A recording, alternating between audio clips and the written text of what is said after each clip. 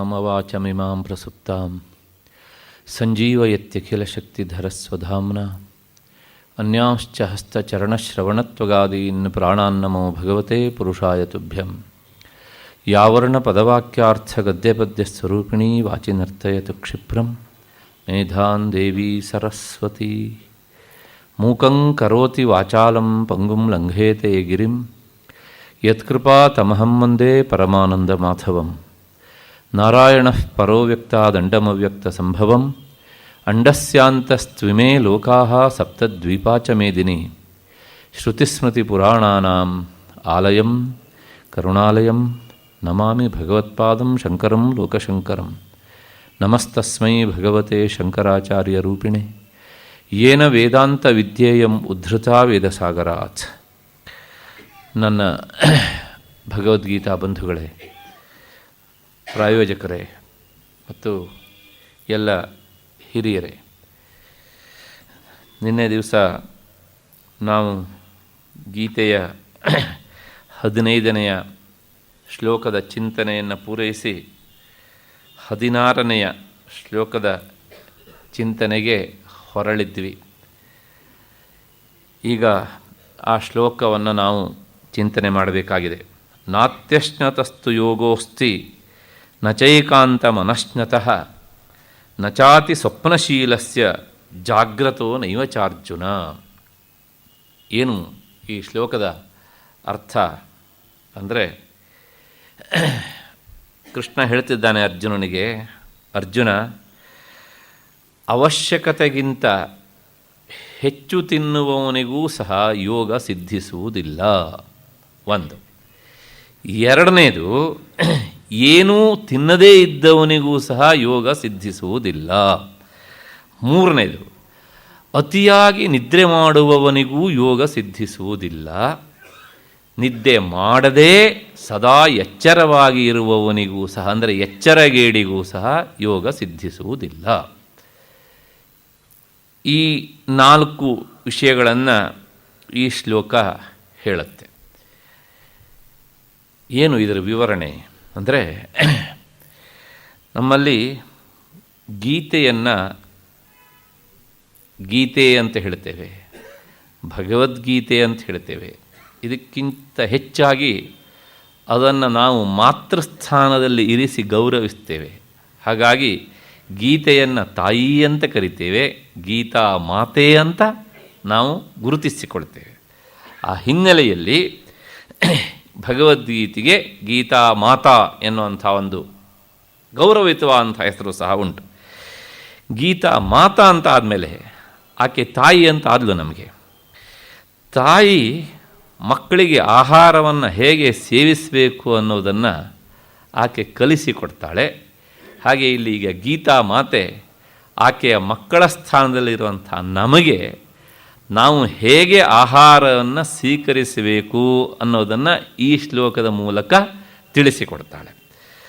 ಇದನ್ನು ಕೇಳಿದಾಗ ನಮ್ಗೆ ಅನಿಸುತ್ತೆ, ಹಾಗಿದ್ರೆ ಏನು ನಮಗೇನು ಊಟ ಮಾಡಲಿಕ್ಕೂ ಬರೋದಿಲ್ವಾ ಅಂದರೆ, ಗೀತೆ ಹೇಳುತ್ತೆ, ಖಂಡಿತವಾಗಿಯೂ ಹೌದು, ಊಟ ಮಾಡಲಿಕ್ಕೆ ಬರೋದಿಲ್ಲ. ಅದಕ್ಕೋಸ್ಕರ ನಾನು ಹೇಳ್ತಾ ಇದ್ದೇನೆ ಎನ್ನುವಂತಹ ಬಹಳ ಗಟ್ಟಿಯಾದ ಭಾವದಿಂದಲೇ ಗೀತಾಚಾರ್ಯ ಹೇಳ್ತಾನೆ. ಊಟ ಮಾಡಲಿಕ್ಕೆ ಬರ್ಬೋದು, ಅಲ್ಲ ಅಂತ ಹೇಳೋದಿಲ್ಲ. ಆದರೆ ಊಟ ಮಾಡೋರೆಲ್ಲರಿಗೂ ಸಹ ಯೋಗ ಸಾಧನೆ ಮಾಡಲಿಕ್ಕೆ ಬರೋದಿಲ್ಲ. ಯೋಗ ಸಾಧನೆಯನ್ನೂ ಮಾಡ್ತಾ ಊಟ ಮಾಡುವುದನ್ನು ಹೇಗೆ ಅಂತ ನಾನು ಹೇಳ್ತೇನೆ ಅಂತಾನೆ ಗೀತಾಚಾರ್ಯ. ಅದನ್ನು ಗೀತಾ ಮಾತೆ ನಮಗೆ ತಿಳಿಸಿಕೊಡ್ತಾಳೆ. ಹಾಗಾಗಿ ಊಟ ಮಾಡುವುದನ್ನು ಬಹಳಷ್ಟು ಜನ ಏನಂತ ಅಂದ್ಕೊಂಡಿದ್ದಾರೆ ಅಂದರೆ, ತಿನ್ನುವುದಕ್ಕಾಗೇ ಬದುಕೋದು ಅಂತ ಅಂದ್ಕೊಂಡಿದ್ದಾರೆ ಅಂತ. ಆದರೆ ಗೀತೆ ಹೇಳುತ್ತೆ, ತಿನ್ನುವುದಕ್ಕಾಗಿ ಬದುಕಬಾರದು, ಬದುಕುವುದಕ್ಕಾಗಿ ತಿನ್ನಬೇಕು ಅಂತ. ಹೀಗೆ ಹೇಳ್ತಾ ಇದ್ದಂತಹ ಗೀತೆ ಮುಂದುವರೆದು ಹೇಳುತ್ತೆ, ತಿನ್ನುವುದಕ್ಕಾಗಿಯೇ ಬದುಕೋದು ಅಂದರೂ ಒಂದೇ, ಅತಿಯಾಗಿ ತಿನ್ನೋದು ಅಂದರೂ ಒಂದೇ. ಎರಡೂ ಒಂದೇ ಅರ್ಥ, ಕೇವಲ ಶಬ್ದಗಳು ಮಾತ್ರ ಬೇರೆಯೇ. ಆದರೆ ಗೀತಾ ತಾಯಿ ಹೇಳ್ತಾಳೆ, ಅತಿಯಾಗಿ ತಿನ್ನುವುದನ್ನು ಬಿಟ್ಟು ನೀನು ಮಿತಿಯಾಗಿ ತಿನ್ನುವುದನ್ನು ಅಭ್ಯಾಸ ಮಾಡಿಕೋ. ಯಾಕೆ ಅಂದರೆ ಇದರಿಂದ 3 ತರಹದ ಅನುಕೂಲ ಉಂಟು ಮಿತಿಯಾಗಿ ತಿನ್ನುವುದರಿಂದ. ಒಂದು, ನೀನು ಅತಿಯಾಗಿ ತಿನ್ನುವುದರಿಂದ ಪರರಿಗೂ ಒಳಿತು, ನಿನಗೂ ಸಹ ಒಳಿತು. ಈ ಕಾರಣದಿಂದ ನೀನು ಈ ಅತಿ ಮಾರ್ಗವನ್ನು ಬಿಡು, ಮಿತಿ ಮಾರ್ಗವನ್ನು ಹಿಡಿ. ಇಷ್ಟು ಹೇಳುತ್ತೆ ಗೀತೆ. ಮನುಷ್ಯನಿಗೆ ಆಯಾಸವಾದಾಗ ಆಹಾರ ಬೇಕು. ಆದರೆ ಆ ಆಹಾರ ಅಧಿಕವಾದಾಗ, ಅವಶ್ಯಕತೆಗಿಂತ ಹೆಚ್ಚಾದಾಗ ಅದೇ ಭುಕ್ತಾಯಾಸವಾಗ್ತದೆ. ಆ ಮೊದಲಿನ ಆಯಾಸಕ್ಕಿಂತಲೂ ಹೆಚ್ಚು ಆಯಾಸ ಭುಕ್ತಾಯಾಸ ಎನ್ನುವಂಥದ್ದು. ಭುಕ್ತಾಯಾಸ ಎನ್ನುವಂಥದ್ದೇನು ದೊಡ್ಡ ಇದಲ್ಲ, ಅದೊಂದು ಅಜೀರ್ಣ ಆಗುವಷ್ಟು ತಿಂದವರು ತಮ್ಮ ಬಗ್ಗೆ ಒಂದು ಒಳ್ಳೆಯ ಹೆಸರನ್ನು ಹೇಳ್ಕೊಳ್ಳೋದಕ್ಕೆ ಅಂತ ಮಾಡಿಕೊಂಡ ಶಬ್ದ ಅದು. ಭುಕ್ತಾಯಾಸ ಅಂದರೆ ಅಜೀರ್ಣ ಆಗುವಷ್ಟು ತಿಂದಿದ್ದಾನೆ ಅಂತ ಅದಕ್ಕೆ ಅರ್ಥ. ಹೊಟ್ಟೆ ಬೀರಿ ತಿನ್ನೋದು ಅಂತ ಹೇಳ್ತಾರಲ್ಲ, ಅದೇ ಅರ್ಥ. ಭಾಳ ಹೈಟೆಕ್ ಶಬ್ದ ಹೇಳಬೇಕು ಅಂದರೆ ಭುಕ್ತಾಯಾಸ ಅಂತ ಅಷ್ಟೇ, ಇಷ್ಟೇ ವ್ಯತ್ಯಾಸ. ಈ ಭುಕ್ತಾಯಾಸದಿಂದ ಏನಾಗ್ತದೆ ಅಂದರೆ 3 ತರಹದ ತೊಂದರೆಗಳಾಗ್ತವೆ ಅನ್ನತ್ತೆ ಗೀತೆ. ಯಾವ್ಯಾವುದು ಆ 3 ತರಹದ ತೊಂದರೆ? ಒಬ್ಬ ಮನುಷ್ಯ ಅವಶ್ಯಕತೆಗಿಂತ ಹೆಚ್ಚು ತಿನ್ನುವುದು ಅಂದರೆ ಏನು ಅರ್ಥ ಅಂದರೆ ಇನ್ನೊಬ್ಬರ ಆಹಾರವನ್ನು ಸಹ ಇವನೇ ತಿನ್ನುವುದು ಅಂತ ಅರ್ಥ, ಹೌದಾ ಅಲ್ವೋ? ಹಾಗಾಗಿ ಅವಶ್ಯಕತೆಗಿಂತ ಹೆಚ್ಚು ತಿನ್ನುವುದು ಅಂದರೆ ಪರರ ಆಹಾರವನ್ನು ಕಸಿದು ಇವನು ತಿನ್ನೋದು ಅಂತ ಅರ್ಥ. ಅಂದರೆ ಇವನು ಆಹಾರದ ಕಳ್ಳ. ಏನೇನೋ ಕಳ್ಳತನ ಮಾಡ್ತಾರಲ್ಲ, ಅದರೊಳಗೆ ಇವನು ಆಹಾರದ ಕಳ್ಳ. ಹಾಗಾಗಿ ನೀನು ಆಹಾರದಲ್ಲಿ ಕಳ್ಳತನ ಮಾಡಬೇಡ. ಅವಶ್ಯಕತೆಗಿಂತ ಹೆಚ್ಚು ತಿಂದರೆ ಅದು ಆಹಾರದ ಕಳ್ಳತನ. ಇದರಿಂದ ಏನಾಗುತ್ತೆ ಕೇಳಿದರೆ ಸಾಮಾಜಿಕವಾಗಿ ಆಹಾರದ ಕೊರತೆ ಆಗ್ತದೆ. ನಾವು ತಿನ್ನೋದು ಅಂದರೆ ನಾವು ಊಟ ಕೂತಾಗ ತಿನ್ನುವುದು ಅಂತ ಅಷ್ಟೇ ಅರ್ಥ ಅಲ್ಲ. ಇದಕ್ಕೆ ನೀವು ಬೇಕಷ್ಟು ಅರ್ಥವನ್ನು ಬೆಳೆಸ್ಕೊಂಡು ಹೋಗ್ಬೋದು. ನಮ್ಮಲ್ಲಿ ಇವತ್ತು ಗೊತ್ತಿದೆ, ಆಹಾರವನ್ನಷ್ಟೇ ಅಲ್ಲ, ನಮ್ಮ ಆಹಾರವನ್ನಷ್ಟೇ ಅಲ್ಲ ನಾವು ತಿನ್ನೋದನ್ನು ಅಭ್ಯಾಸ ಮಾಡ್ಕೊಂಡಿದ್ದು, ಪಶುಗಳು ತಿನ್ನುವ ಆಹಾರವನ್ನು ತಿನ್ನುವಷ್ಟು ನಾವು ಅಭ್ಯಾಸ ಮಾಡ್ಕೊಂಡಿದ್ದೇವೆ. ನಾವು ಗೊತ್ತು ನಿಮಗೆ, ಇತ್ತೀಚೆಗೆ ಸ್ವಲ್ಪ ಮರ್ತೋಗಿದೆ ಆ ವಿಷಯ ಎಲ್ಲ ಅಷ್ಟೇ. ಯಾಕೆ ಇನ್ನು ಬೇರೆ ಬೇರೆ ಎಲ್ಲ ತಿನ್ನೋರು ಬಂದಿದ್ದಾರಲ್ಲ. ಹಾಗಾಗಿ ಇಷ್ಟರ ಮಟ್ಟಿಗೆ ಮನುಷ್ಯನಿಗೆ ತಿಂದು ತಿಂದು ತಿಂದು ಯಾವುದನ್ನು ಎಷ್ಟು ಎಲ್ಲಿ ತಿನ್ನಬೇಕು ಅಂತಲೂ ಗೊತ್ತಿಲ್ಲ, ಹಾಗೆ ತಿನ್ನೋದನ್ನು ಅಭ್ಯಾಸ ಮಾಡ್ಕೊಂಡಿದ್ದಾನೆ. ಗೀತೆ ಹೇಳುತ್ತೆ, ಇದರಿಂದ ಸಾಮಾಜಿಕವಾಗಿ ನೀನು ದ್ರೋಹವನ್ನು ಎಸಗಿದಂತೆ ಆಗತ್ತೆ. ಹಾಗಾಗಿ ನಿನ್ನ ಅವಶ್ಯಕತೆಗಿಂತ ಹೆಚ್ಚು ತಿನ್ನಲಿಕ್ಕೆ ಹೋಗಬೇಡ.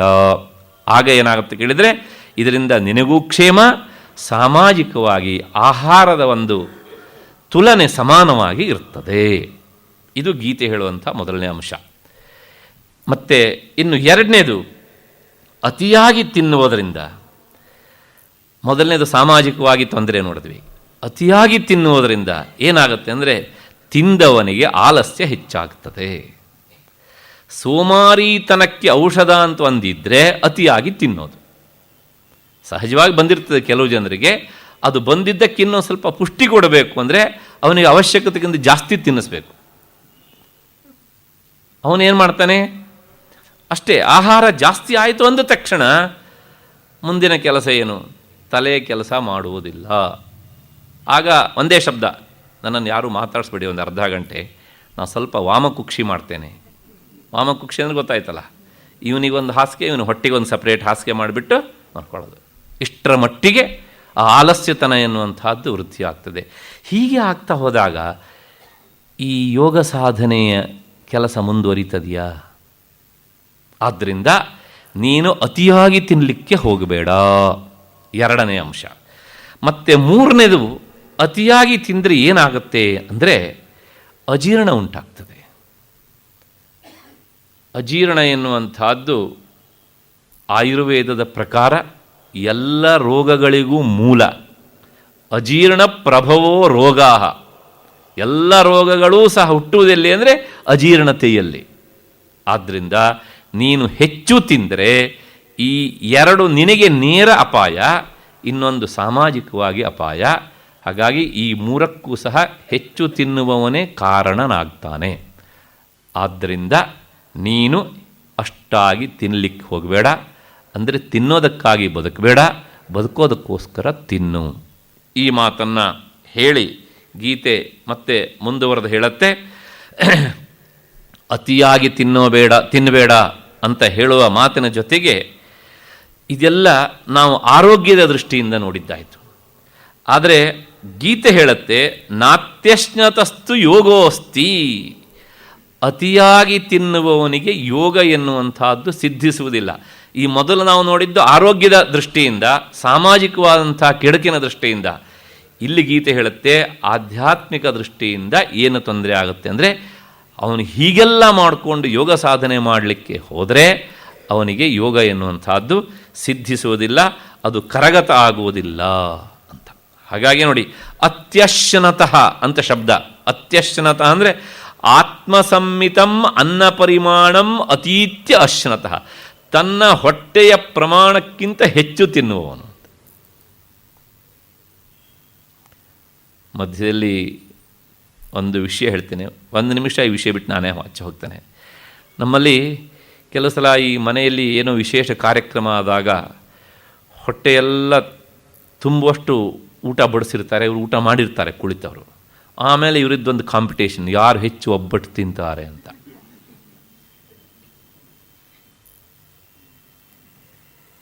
ಸರಿ, ಯಾವನೋ ಒಬ್ಬ ತಿಂತಾನೆ, ಏನಾಯಿತು? 4 ಒಬ್ಬಟ್ಟು ಜಾಸ್ತಿ ಖರ್ಚಾಯಿತು, ಇನ್ನೇನು ಪುರುಷಾರ್ಥ ಸಾಧನೆ ಆಗಲಿಲ್ಲ. ಹೀಗೆ ಕೆಲವು ಜನ ಇರ್ತಾರೆ. ಇನ್ನು ಕೆಲವು ಜನ ಇರ್ತಾರೆ ಬಡಿಸುವವರು, ಅಯ್ಯೋ ನಿಮಗೋಸ್ಕರ ಮಾಡಿದ್ದೇನೆ, ತಿನ್ನಿ ಹಾಳಾಗ್ಬಿಡುತ್ತೆ, ತಿನ್ನಿ ಹಾಳಾಗ್ಬಿಡುತ್ತೆ ಅಂತ. ಅಂದರೆ ಹಾಳಾಗೋದನ್ನು ಇವ್ರಿಗೆ ಬಡಿಸ್ತಾ ಇದ್ದಾರೆ ಅಂತ ಆಯ್ತಲ್ಲ, ಹಾಳಾಗ್ಬಿಡುತ್ತೆ ತಿನ್ನಿ, ಹಾಳಾಗ್ಬಿಡುತ್ತೆ ತಿನ್ನಿ ಅಂತ. ಹೀಗೆ ಬಡಿಸೋರು ಕೆಲವು ಜನ ಇದ್ದಾರೆ. ಅವ್ರ ಮಾತನ್ನು ಕೇಳ್ಕೊಂಡು ಇವರು ತಿಂತಾರೆ. ಇವರು ತಿಂದಿದ್ದರಿಂದ ಇವ್ರ ಹೊಟ್ಟೆನೂ ಹಾಳಾಗತ್ತೆ, ಅದು ಹಾಳಾಗತ್ತೆ. ಒಂದು ತಿಂದೇ ಇದ್ದಿದ್ದು ಅದು ಮಾತ್ರ ಹಾಳಾಗ್ತಿತ್ತು. ವಿಚಾರ ಮಾಡಿ. ಈ ಎಲ್ಲ ಸ್ಪರ್ಧೆಗಳು, ಇಷ್ಟು ಒತ್ತಾಯ ಬೇಕಾ? ಅವಶ್ಯಕತೆ ಇಲ್ಲ. ಅದರೊಳಗೂ ಸಹ ಅಧ್ಯಾತ್ಮದ ಸಾಧನೆಯನ್ನು ಇಟ್ಕೊಂಡವರಿಗೆ ಈ ಯಾವುದೇ ಸ್ಪರ್ಧೆಗಳು ಬೇಕಾಗಿಲ್ಲ. ಯಾಕೆಂದರೆ ಆಹಾರ ಎನ್ನುವಂಥದ್ದು ಅದು ನಮ್ಮ ಬದುಕಿಗಾಗಿರಬೇಕಷ್ಟೇ ಹೊರತು ಇನ್ಯಾವುದಕ್ಕಾಗಿಯೂ ಅಲ್ಲ. ಅಷ್ಟು ಹಿನ್ನೆಲೆಯಲ್ಲಿ ಗೀತಾಚಾರ್ಯ ಹೇಳ್ತಾನೆ. ಮತ್ತು ವಿಷಯಕ್ಕೆ ಬರೋಣ. ಹಾಗಿದ್ರೆ ಅತಿಯಾಗಿ ತಿನ್ನಬಾರ್ದು, ನಮ್ಮ ಹೊಟ್ಟೆಯ ಶಕ್ತಿಯನ್ನು ಮೀರಿ ತಿನ್ನಬಾರ್ದು. ಎಲ್ಲದಕ್ಕೂ ಒಂದು ಅಡ್ಡ ಪ್ರಶ್ನೆ ಇರ್ತದೆ. ಹಾಗಿದ್ರೆ ಏನು ತಿನ್ನೋದೇ ಬೇಡ, ಬಿಟ್ಬಿಡೋಣ ಅಲ್ಲ. ಈ ಪ್ರಶ್ನೆ ನಾವು ಕೇಳ್ತೇವೆ ಅಂತ ಗೊತ್ತು ಗೀತಾಚರಣೆ. ಅದಕ್ಕೋಸ್ಕರ ಹೇಳ್ತಾನೆ ಏಕಾಂತಂ ಅನಶ್ನತಃ. ಏಕಾಂತಂ ಅಂದರೆ ಅರ್ಥ ಏನು ಅಂದರೆ ನಿಯಮಿತವಾಗಿ ಅಂತ ಅರ್ಥ. ಇಲ್ಲಿ ಈ ಏಕಾಂತ ಅನ್ನೋ ಶಬ್ದಕ್ಕೆ ಒಂದೊಂದು ಕಡೆ ಒಂದೊಂದು ಅರ್ಥ. ಏಕಾಂತ ಅಂದರೆ ಜನಸಂದಣಿ ಇಲ್ಲದೆ ಇರುವಂಥ ನಿರ್ಜನ ಪ್ರದೇಶ ಅಂತ ಒಂದು ಅರ್ಥ. ಆದರೆ ಇಲ್ಲಿ ಆ ಅರ್ಥ ಅಲ್ಲ, ಹಿಂದೆ ಅರ್ಥ ನಾವು ನೋಡ್ಕೊಂಡು ಬಂದಿದ್ದೇವೆ. ಇಲ್ಲಿ ಏಕಾಂತಂ ಅಂದರೆ ನಿಯಮಿತವಾಗಿ, ವ್ಯವಸ್ಥಿತವಾಗಿ, ಎಷ್ಟು ಬೇಕೋ ಅಷ್ಟನ್ನು. ತಿನ್ನದೇ ಇದ್ರೂ ಸಹ ಯೋಗ ಎನ್ನುವಂಥದ್ದು ಸಿದ್ಧಿಸೋದಿಲ್ಲ. ಹಾಗಾಗಿ ಆಹಾರವನ್ನು ಅತಿಯಾಗಿಯೂ ತಿನ್ನಬಾರದು, ತಿನ್ನದೆಯೂ ಇರಬಾರದು. ಈ ಮಾತನ್ನು ಗೀತಾಚಾರ್ಯ ಹೇಳಬೇಕಿದ್ರೆ ಅವನೇನು ವೇದ ಪುರುಷ. ಪ್ರಾಯಶಃ ಶತಪಥ ಬ್ರಾಹ್ಮಣದಲ್ಲಿ ಒಂದು ಮಾತು ಬರುತ್ತೆ. ಅಲ್ಲಿನ ವೇದವಾಣಿ ನೆನಪಿಗೆ ಬಂದಿರಬೇಕು, ಅವನಿಗೆ ಬಂದಿರಬೇಕು ಅಂತ. ನೇರ ಹಾಗೆ ಅಲ್ಲ, ವ್ಯಾಖ್ಯಾನಕಾರರು ಹಾಗೆ ಉದಾಹರಿಸ್ತಾರೆ ಹೀಗೆ ಅಂತ. ಏನು ಹೇಳ್ತಾರೆ? ಅಲ್ಲಿ ಬಂದಂಥ ಮಾತು ಇದು ವೇದ ನಮ್ಮ ಆಹಾರದ ಬಗ್ಗೆ ಹೇಳುತ್ತೆ ನೋಡಿ. ನಮ್ಮ ಬಗ್ಗೆ ಅಪೌರುಷೇವಾದಂಥ ವಾಣಿಗೆ ಎಂಥ ಕಳಕಳಿ ಹೇಳುತ್ತೆ ವೇದ. ಯದು ಹವಾ ಆತ್ಮ ಸಂಮಿತಮನ್ನಂ ತದವತಿ ತನ್ನ ಹಿ ನಸ್ತಿ ಯದ್ಭೂಯೋ ಹಿ ನಸ್ತಿ ತದ್ಯತ್ ಕನೀಯೋ ಅನ್ನಂ ತದವತಿ. ವೇದ ಏನು ಹೇಳುತ್ತೆ ಅಂದರೆ ಯದುಹವ ಆತ್ಮಸಂಮಿತಮನ್ನಂ ತತ್ ಅವತಿ. ನೀನು ನಿನ್ನ ಪ್ರಮಾಣಕ್ಕೆ ಎಷ್ಟು ಬೇಕೋ ಅಷ್ಟು ಮಾತ್ರ ತಿಂದರೆ ಅದು ತತ್ ಅವತಿ, ನಿನ್ನನ್ನು ರಕ್ಷಣೆ ಮಾಡುತ್ತೆ ತಿಂದ ಆಹಾರ. ಅಂದರೆ ನಾವು ಆಹಾರವನ್ನು ತಿನ್ನುವುದು ನಮ್ಮ ರಕ್ಷಣೆಗಾಗಿ ಅಷ್ಟೇ ಹೊರತು ಸಹ ಕೇವಲ ನಾಲಿಗೆ ಚಪಲಕ್ಕಾಗಿ ಅಲ್ಲ. ಆಹಾರ ಬೇಕಾಗಿರೋದು ಹೊಟ್ಟೆಗೆ, ಹಸಿವಿಗಾಗಿ ಅಷ್ಟೇ ಹೊರತು ಸಹ ನಾಲಿಗೆಗಾಗಿ ಅಲ್ಲ. ಆದರೆ ನಮ್ಮಲ್ಲಿ ಬಹಳಷ್ಟು ಜನರಿಗೆ ಇದು ಮರ್ತು ಹೋಗಿದೆ. ಹೊಟ್ಟೆಗೆ ಆಹಾರ ಬೇಡದೇ ಇದ್ರೂ ನಾಲಿಗೆಗೋಸ್ಕರ ಆಹಾರ ಬೇಕು. ವೇದ ಹೇಳುತ್ತೆ ನಾಲಿಗೆಗಾಗಿ ತಿನ್ನಬೇಡ, ಹೊಟ್ಟೆಗಾಗಿ ತಿನ್ನು. ಮತ್ತೆ ಮುಂದಿನ ಮಾತು ತನ್ನ ಹಿ ನಸ್ತಿ. ನಿನಗೆ ಎಷ್ಟು ಬೇಕೋ ಆ ಪ್ರಮಾಣಕ್ಕೆ ಅಷ್ಟನ್ನು ಮಾತ್ರ ನೀನು ತಿಂದರೆ ಆ ಆಹಾರ ನಿನಗೆ ನ ಹಿನಸ್ತಿ, ಹಿಂಸೆ ಕೊಡುವುದಿಲ್ಲ. ಹಿನಸ್ತಿ ಅನ್ನೋದಕ್ಕೆ ಅರ್ಥ ಸಾಯಿಸೋದಿಲ್ಲ, ಸಾಯಿಸ್ತಾನೆ ಅಂತ ಅರ್ಥ. ನ ಹಿನಸ್ತಿ, ಸಾಯಿಸೋದಿಲ್ಲ ಅಂತ ಅರ್ಥ. ಅಂದ್ರೆ ಏನು ಹೇಳ್ದಂಗಾಯ್ತು, ನೀನು ಹೆಚ್ಚೆಚ್ಚು ಆಹಾರವನ್ನು ತಿಂದಷ್ಟು ಸಹ ಅದು ನಿನ್ನನ್ನು ಅಷ್ಟಷ್ಟಾಗಿ ಹೆಚ್ಚೆಚ್ಚಾಗಿ ಸಾಯಿಸ್ತಾ ಇರ್ತದೆ. ಆದರೆ ನಮಗಿದು ಗೊತ್ತಿಲ್ಲ. ಆಯುರ್ವೇದ ಈ ಮಾತನ್ನು ಸಮರ್ಥನೆ ಮಾಡುತ್ತೆ. ಯಾಕೆಂದರೆ ಹೆಚ್ಚೆಚ್ಚು ಆಹಾರ ತಿಂದಾಗ ಹೆಚ್ಚೆಚ್ಚು ಅಜೀರ್ಣ, ಹೆಚ್ಚೆಚ್ಚು ಅಜೀರ್ಣ ಆದಾಗ ಹೆಚ್ಚು ರೋಗಗಳು ಬಂದಾಗ ಆಯುಷ್ಯ ಕ್ಷಯವಾಗ್ತದೆ, ಆರೋಗ್ಯ ಹಾನಿ ಉಂಟಾಗ್ತದೆ. ಆದ್ದರಿಂದ ಆಯುಷ್ಯ ಕ್ಷೀಣಿಸ್ತದೆ. ಅಲ್ಲಿಗೆ ಈ ಆಯುಷ್ಯ ಕ್ಷೀಣ ಆಗೋದಕ್ಕೆ ಕಾರಣ ಯಾವುದು ಕೇಳಿದರೆ ರೋಗಕ್ಕೆ ಕಾರಣ ಯಾವುದು ಅಂದರೆ ಅಜೀರ್ಣಕ್ಕೆ ಕಾರಣ ಯಾವುದು ಅಂದರೆ ಅತಿಯಾಗಿ ತಿಂದದ್ದು. ಅತಿಯಾಗಿ ತಿನ್ನುವುದು ಯಾವುದನ್ನು ಅಂದರೆ ಆಹಾರ. ಅಲ್ಲಿ ಏನು ಹೇಳ್ದಂಗಾಯ್ತು, ಆಹಾರವೇ ನಮ್ಮನ್ನು ಸಾಯಿಸತ್ತೆ.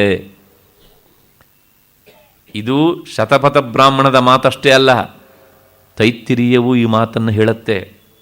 ಅದ್ಯತೆ ಅತ್ತಿಚ ಭೂತಾನಿ ತಸ್ಮಾದನ್ನಂ ತದುಚ್ಯತೆ. ಯಾಕೆ ಅನ್ನ ಅಂತ ಕರೀತಾರೆ? ಅನ್ನ ಅಂದರೆ ಕೇವಲ ಅಕ್ಕಿಯನ್ನು ಬೇಯಿಸಿದ್ದು ಮಾತ್ರ ಅನ್ನ ಅಲ್ಲ.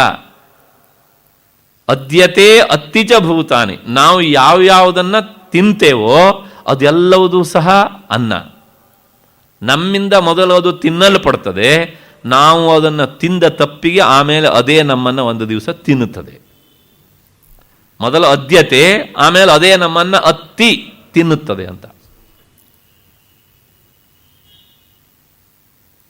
ಆದ್ರಿಂದ ಈ ಶತಪಥ ಬ್ರಾಹ್ಮಣ ಮುಂದುವರೆದು ಹೇಳುತ್ತೆ, ಯದ್ ಭೂಯೋ ಹಿ ನಸ್ತಿ, ನೀನು ಎಷ್ಟೆಷ್ಟು ಜಾಸ್ತಿ ತಿಂತೀಯೋ ಅದು ನಿನ್ನನ್ನು ಹೆಚ್ಚೆಚ್ಚಾಗಿ ಸಾಯಿಸತ್ತೆ. ಇಲ್ಲೂ ಅದೇ ಶಬ್ದ, ಯದ್ ಭೂಯೋ ಹಿ ನಸ್ತಿ. ಅದು ಕೃಷ್ಣ ಯಜುರ್ವೇದದ ಶಾಖೆಯ ಮಾತು ತೈತ್ತರೀಯ, ಇದು ಶುಕ್ಲ ಯಜುರ್ವೇದದ ಮಾತು. ಸಮಾನವಾದ ಅಭಿಪ್ರಾಯವನ್ನು ಎರಡೂ ಶಾಖೆಯು ಹೇಳುತ್ತೆ.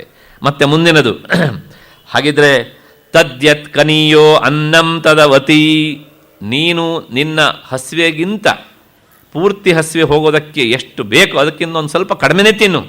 ಹಾಗೆ ಕಡಿಮೆ ತಿಂದಾಗ ಅದೇನು ಮಾಡುತ್ತೆ ಕೇಳಿದರೆ ತತ್ ಅವತಿ, ಅದು ನಿನ್ನನ್ನು ರಕ್ಷಣೆ ಮಾಡ್ತದೆ. ಇದು ವೇದವಾಣಿಯ ಮಾತು.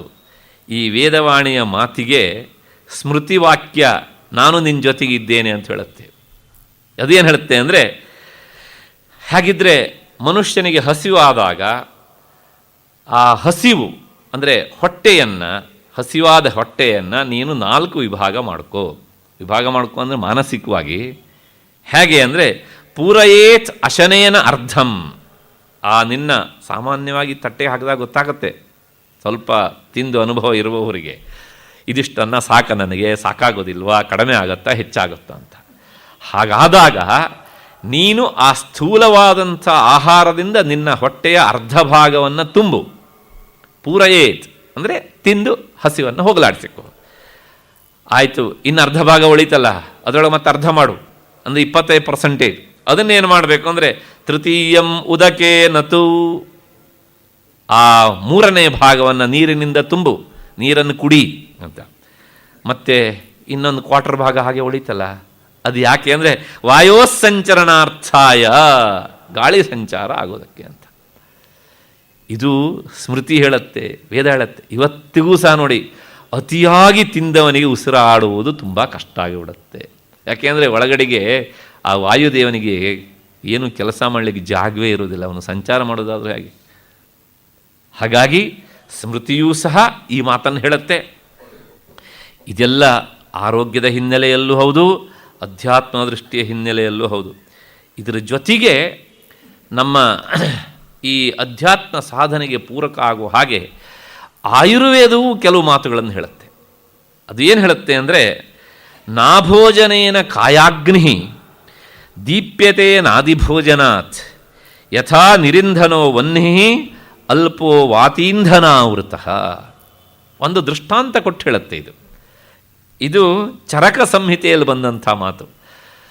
ನಮ್ಮ ದೇಶೀಯ ವೈದ್ಯ ಪದ್ಧತಿ ಅದು ಕೇವಲ ಆಹಾರವನ್ನಷ್ಟೇ ಹೇಳುವುದಲ್ಲ, ಆ ಆಹಾರ ಸ್ವೀಕಾರದ ಹಿನ್ನೆಲೆಯಲ್ಲೂ ಒಂದು ವೇದಾಂತದ ಚಿಂತನೆ ಇರಲಿ ಅಂತ ಹೇಳಿ ನಮಗೆ ಗೊತ್ತಿದ್ದ ಉದಾಹರಣೆಯನ್ನು ಕೊಟ್ಟು ಹೇಳುತ್ತೆ. ಯಾಕೆಂದರೆ ಈ ಚರಕ, ಸುಶ್ರುತ, ವಾಗ್ಭಟ ಇವರೆಲ್ಲ ಕೇವಲ ಆ ಕಾಲದ ವೈದ್ಯರಷ್ಟೇ ಅಲ್ಲ, ಇವರೆಲ್ಲರೂ ಮಹರ್ಷಿಗಳು, ಇವರೆಲ್ಲ ಅಧ್ಯಾತ್ಮ ಸಾಧಕರೂ ಕೂಡ. ಹಾಗಾಗಿ ಆ ಹಿನ್ನೆಲೆಯಲ್ಲಿ ಈ ಮಾತನ್ನು ಹೇಳ್ತಾರೆ. ಏನು ಅಂದರೆ ನಾಭೋಜನೇನ ಕಾಯಾಗ್ನಿ, ಈ ದೇಹದ ಒಳಗೆ ಜಾಠರಾಗ್ನಿ ಉಂಟಲ್ಲ, ಜಠರ ಅಂದರೆ ಹೊಟ್ಟೆ, ಅದಕ್ಕೆ ಸಂಬಂಧಪಟ್ಟಂಥ ಅಗ್ನಿ ಜಾಠರಾಗ್ನಿ, ಅದನ್ನು ನಾವು ಬಾಡಿ ಟೆಂಪ್ರೇಚರ್ ಅಂತ ಹೇಳ್ತೇವಲ್ಲ. ಈ ಅಗ್ನಿ ಅಂತ ಆದಮೇಲೆ ಆ ಅಗ್ನಿ ಉರಿಯೋದಕ್ಕೆ ಉರುವಲು ಹಾಕಬೇಕೋ ಬೇಡವೋ? ಬೇಕು. ಏನು ಹಾಕಬೇಕು ಅಂದರೆ ಆಹಾರವೇ ಅದಕ್ಕೆ ಉರುವಲು. ಅಂದರೆ ಈ ಕಾಯಾಗ್ನಿ ಜಠರಾಗ್ನಿ ಉರಿಯೋದಕ್ಕೆ ಆಹಾರ ಎನ್ನುವಂಥ ಉರುವಲನ್ನು ಹಾಕಬೇಕು. ಆಯಿತು. ಆದರೆ ಆ ಕಾಯಾಗ್ನಿ ಎಷ್ಟಿದೆಯೋ ಅದರ ಪ್ರಮಾಣ, ಅದಕ್ಕಿಂತ ಹೆಚ್ಚು ನೀನು ಆಹಾರವನ್ನು ಹಾಕಿದರೆ, ಅಗ್ನಿಯ ಪ್ರಮಾಣಕ್ಕಿಂತಲೂ ಹೆಚ್ಚು ಕಟ್ಟಿಗೆಯನ್ನು ಹಾಕಿದರೆ ಅಗ್ನಿ ಏನಾಗುತ್ತೆ? ಅದು ಆರಿ ಹೋಗ್ತದೆ. ಅದೇ ಮಾತು ಹೇಳುತ್ತೆ, ದೀಪ್ಯತೆ ನ ಅತಿಭೋಜನಾತ್. ಆಗ ಬೆಂಕಿ ಆರೋಗ್ಬಿಡುತ್ತೆ. ಬೆಂಕಿ ಉರಿಯೋದಕ್ಕೆ ಕಟ್ಟಿಗೆ ಬೇಕು ಎನ್ನುವುದು ಎಷ್ಟು ಸತ್ಯವೋ, ಬೆಂಕಿಯ ಪ್ರಮಾಣಕ್ಕಿಂತ ಕಟ್ಟಿಗೆ ಹೆಚ್ಚಾದರೆ ಬೆಂಕಿ ಆರು ಹೋಗ್ತದೆ ಎನ್ನುವುದು ಅಷ್ಟೇ ಸತ್ಯ. ಇದನ್ನು ನೋಡಲಿಲ್ವ ನೀನು? ಇದನ್ನು ನೋಡಿ ನಿನ್ನ ಈ ಜಾಠರಾಗ್ನಿಯನ್ನು ವಿಚಾರ ಮಾಡು. ಇಷ್ಟು ಹೇಳಿ, ಯಥಾ ನಿರಿಂಧನೋ ವನ್ನಿಹಿ, ಹಾಗೆ ಅಂತ ಉರುವಲು ಇಲ್ಲದೆ ಇದ್ದರೆ ಬೆಂಕಿ ಆರೋಗ್ಬಿಡ್ತದೆ. ಅಲ್ಪೋವಾ ಅತಿ ಇಂಧನಾವೃತ, ಮತ್ತೆ ಜಾಸ್ತಿ ಗಟ್ಟಿಗೆ ಹಾಕಿದರೆ ಆಗಲೂ ಸಹ ಆರಿ ಹೋಗಿಬಿಡ್ತದೆ.